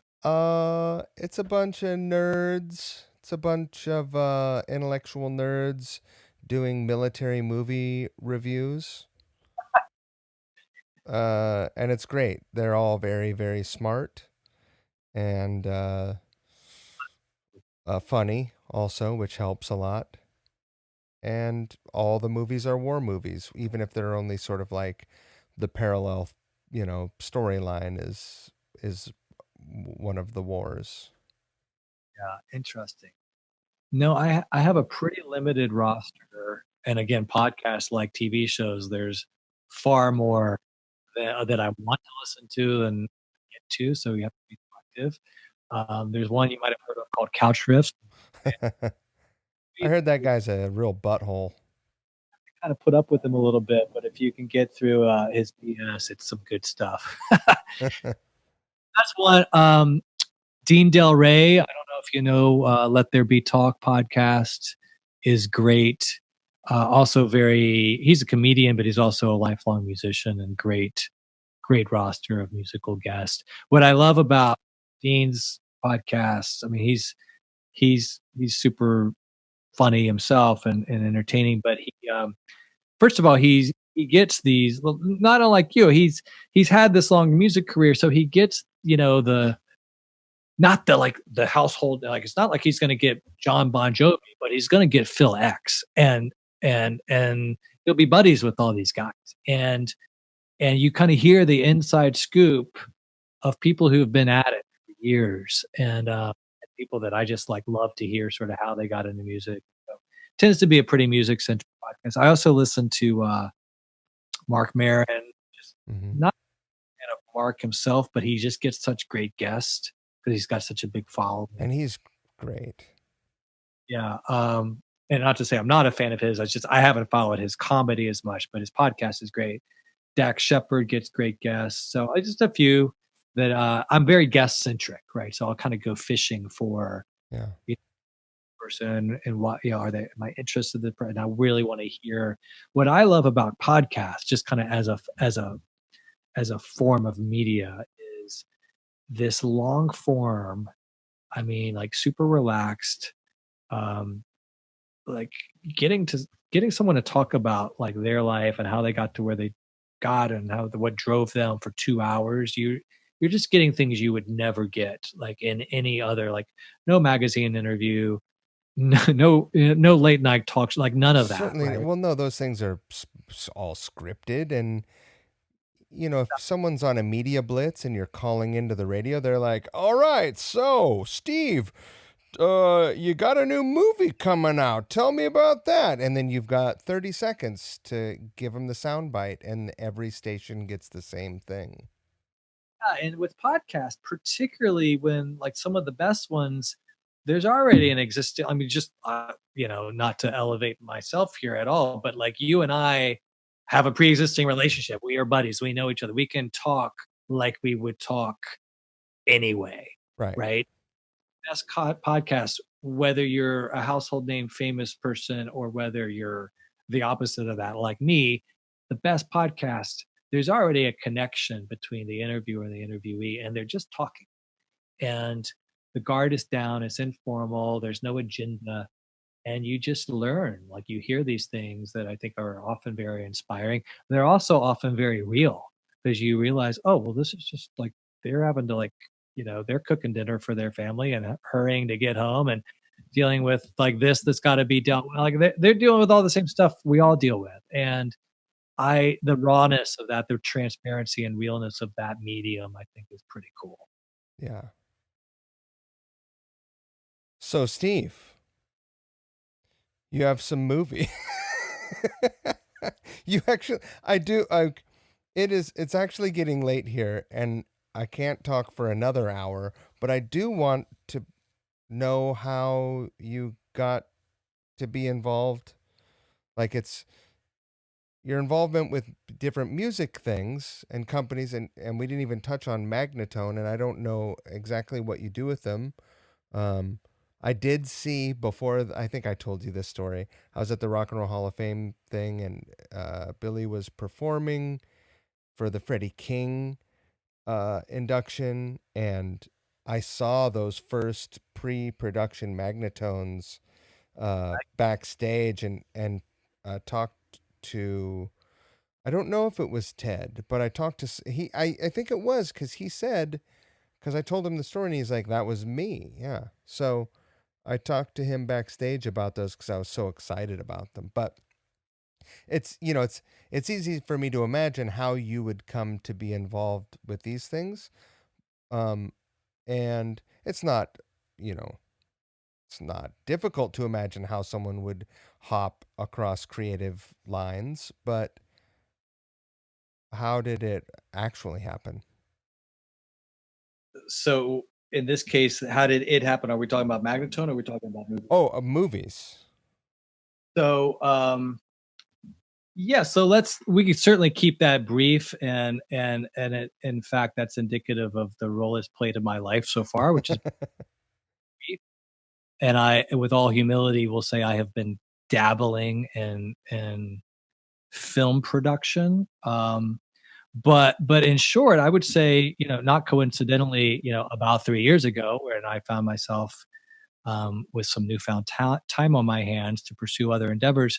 Um, it was a little accidental in that I was trying to find ways to help my brother, who is a composer as well as a rock musician, all the things we've talked about, uh, find his way into doing some film scoring. And he's incredibly talented at that. He's done some short films, he's done a documentary, but then, touring life took over, and, he kind of, did the rock thing for a while. But, in these years, it's something he's been very interested in. So like, well, hey, I know a few folks, let me see if I can help find a way to get, a film scoring gig, right? Which is not easy, by the way. Right. But that was kind of how I initially started having some conversations. And of course, I'm a huge fan. Like I'm a avid consumer, particularly of documentary film. I just love the medium.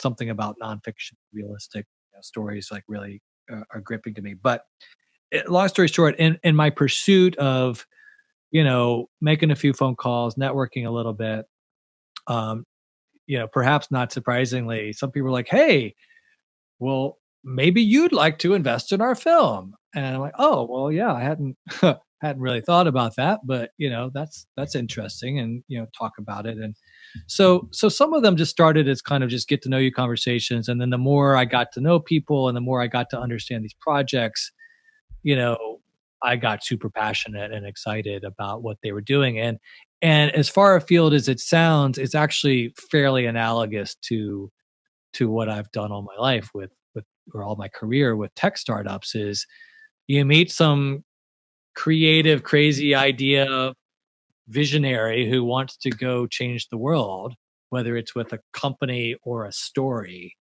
it's a vision. And someone's got to actually like be crazy enough to believe that vision and then bet on them and then help pull it together and help bring the right people to the table, and of course help with some resources because all these things take money. Sure. uh, but it's not just that, of course. It's like there's a lot of things to make any of these things happen. And so I kind of got swooped up in the story of a couple of these things, and just happened to have met some very credible directors and writers that I believed in. And next thing you know, I was executive producer of right now 4 documentaries and 1 feature film. And so that was somewhat accidental. And Is there a common thread between the four other than yourself? Like, are they under? Do they all are they in a common production house, or are there other common producers or executive producers? yeah, good question. No, there's no commonality whatsoever. With the one exception being, in every one of these cases, there was I would say, a unique pre-existing personal relationship I had that led me to this team and this story and this opportunity at this moment in time, where the stars felt aligned and it felt like the right fit. And mind you, do 5, there's probably 20 that have come across my radar that, yeah, that's good luck, super cool, not my thing, right? It's got Right. to be, particularly because, unlike tech startup investing, where the whole point of it is to try to like make money, right? That's just like the end game, the end result of your endeavor. Like, yeah, you want to build a good product, a good company, but it's measured by money. In film, kind of like music, it's pretty hard to make money. Like it's unless you're some Marvel blockbuster Hollywood style thing. We don't live in a world where like you're going to make a lot of money doing it. So really, you're looking at it much more for sort of the creation of the art itself is why you're in the game. So you've got to be like really passionate and really drawn. Uh, Here's a question that I have for you. You made the Shark Tank analogy, and saying that it was much less dramatic. What's your version of Shark Tank, where you're pitching to other folks? Is that the part where you are getting other people to invest into a concept, or do you already have a group of people that the buck not I guess that's a fine pun to make. The buck stops stops there for these pitches Well, you mean for movies or companies? generally. For the companies, we are the capital, and I don't really, because I worked with Paul all those years, like we had captive capital, right? So I never really, I had to pitch Paul like every week, just because that was part of our working relationship. But I never had to go out and raise money myself, right?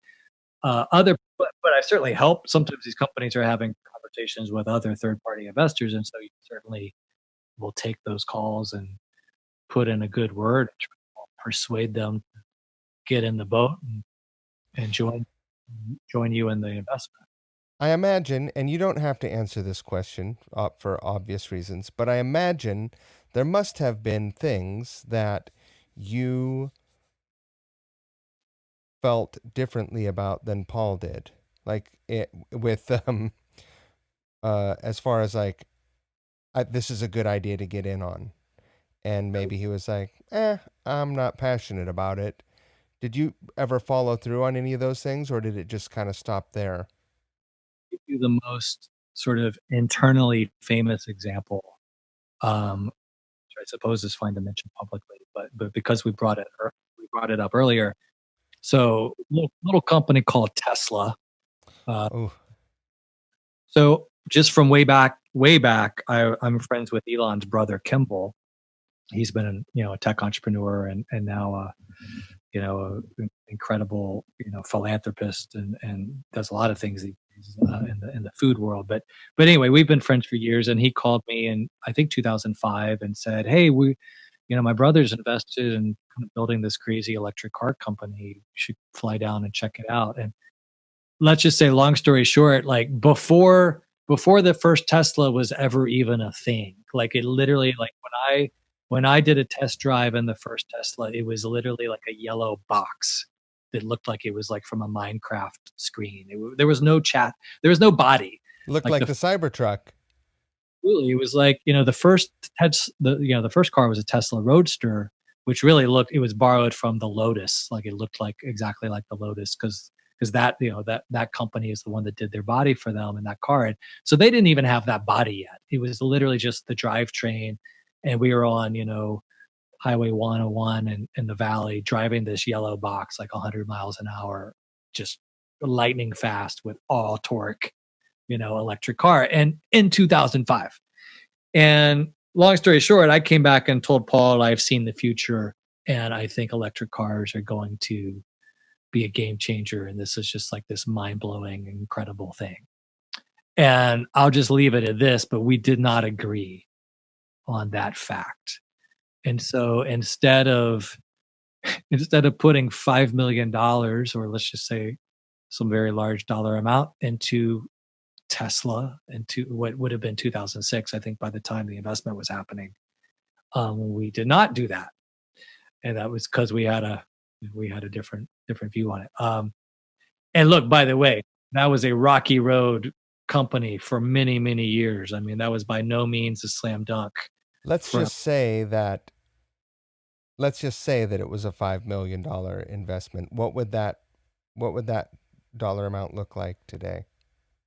Well, I definitely have done the math a couple of times. I mean, it's a little hard to know because there's all sorts of dilution and share changes before they went public over time. But back of the it would be somewhere between 500 million and a billion, somewhere. Let's call it 750 to keep it simple, but a pretty big return. I could have. I mean, I can toss $50 in on something if you see the future again. I can toss in even up to like, let's just say I'm a 250 $250. I Right. figure maybe if I'm still alive in 20 years, if it grows like that, I don't know what the math is on that, but it's still pretty good. Well, to your point earlier about musicians, you still need to diversify, because for every Tesla that's a home run, there are eight or nine other companies that were complete zeros, and Right. were not good outcomes at all, and very painful. So you have to, for super high risk things like that, you got to have a lot of shots on goal, and you got to have a strong stomach. But yeah, that was a painful one. Ah, sorry to bring that up. I proudly drive my 2014 Tesla, and that's my consolation. Is I just bought one. I swear I'm gonna get one of those cyber trucks. My wife laughs at me when I talk about it, but I'm into it. You could probably make money with that thing. Like it's such a beast. It could probably like handle some sort of hauling jobs that no one else in your zip code could handle. It's You gonna can- tow a fifth wheel that's gonna be full of Tesla batteries. Are you kidding? There you go.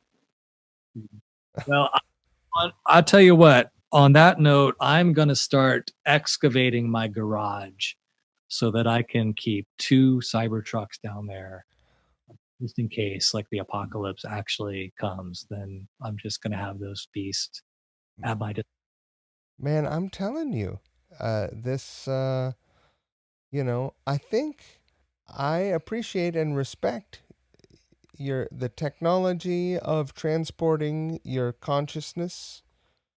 I think that we're going to be able to, although maybe not organic matter.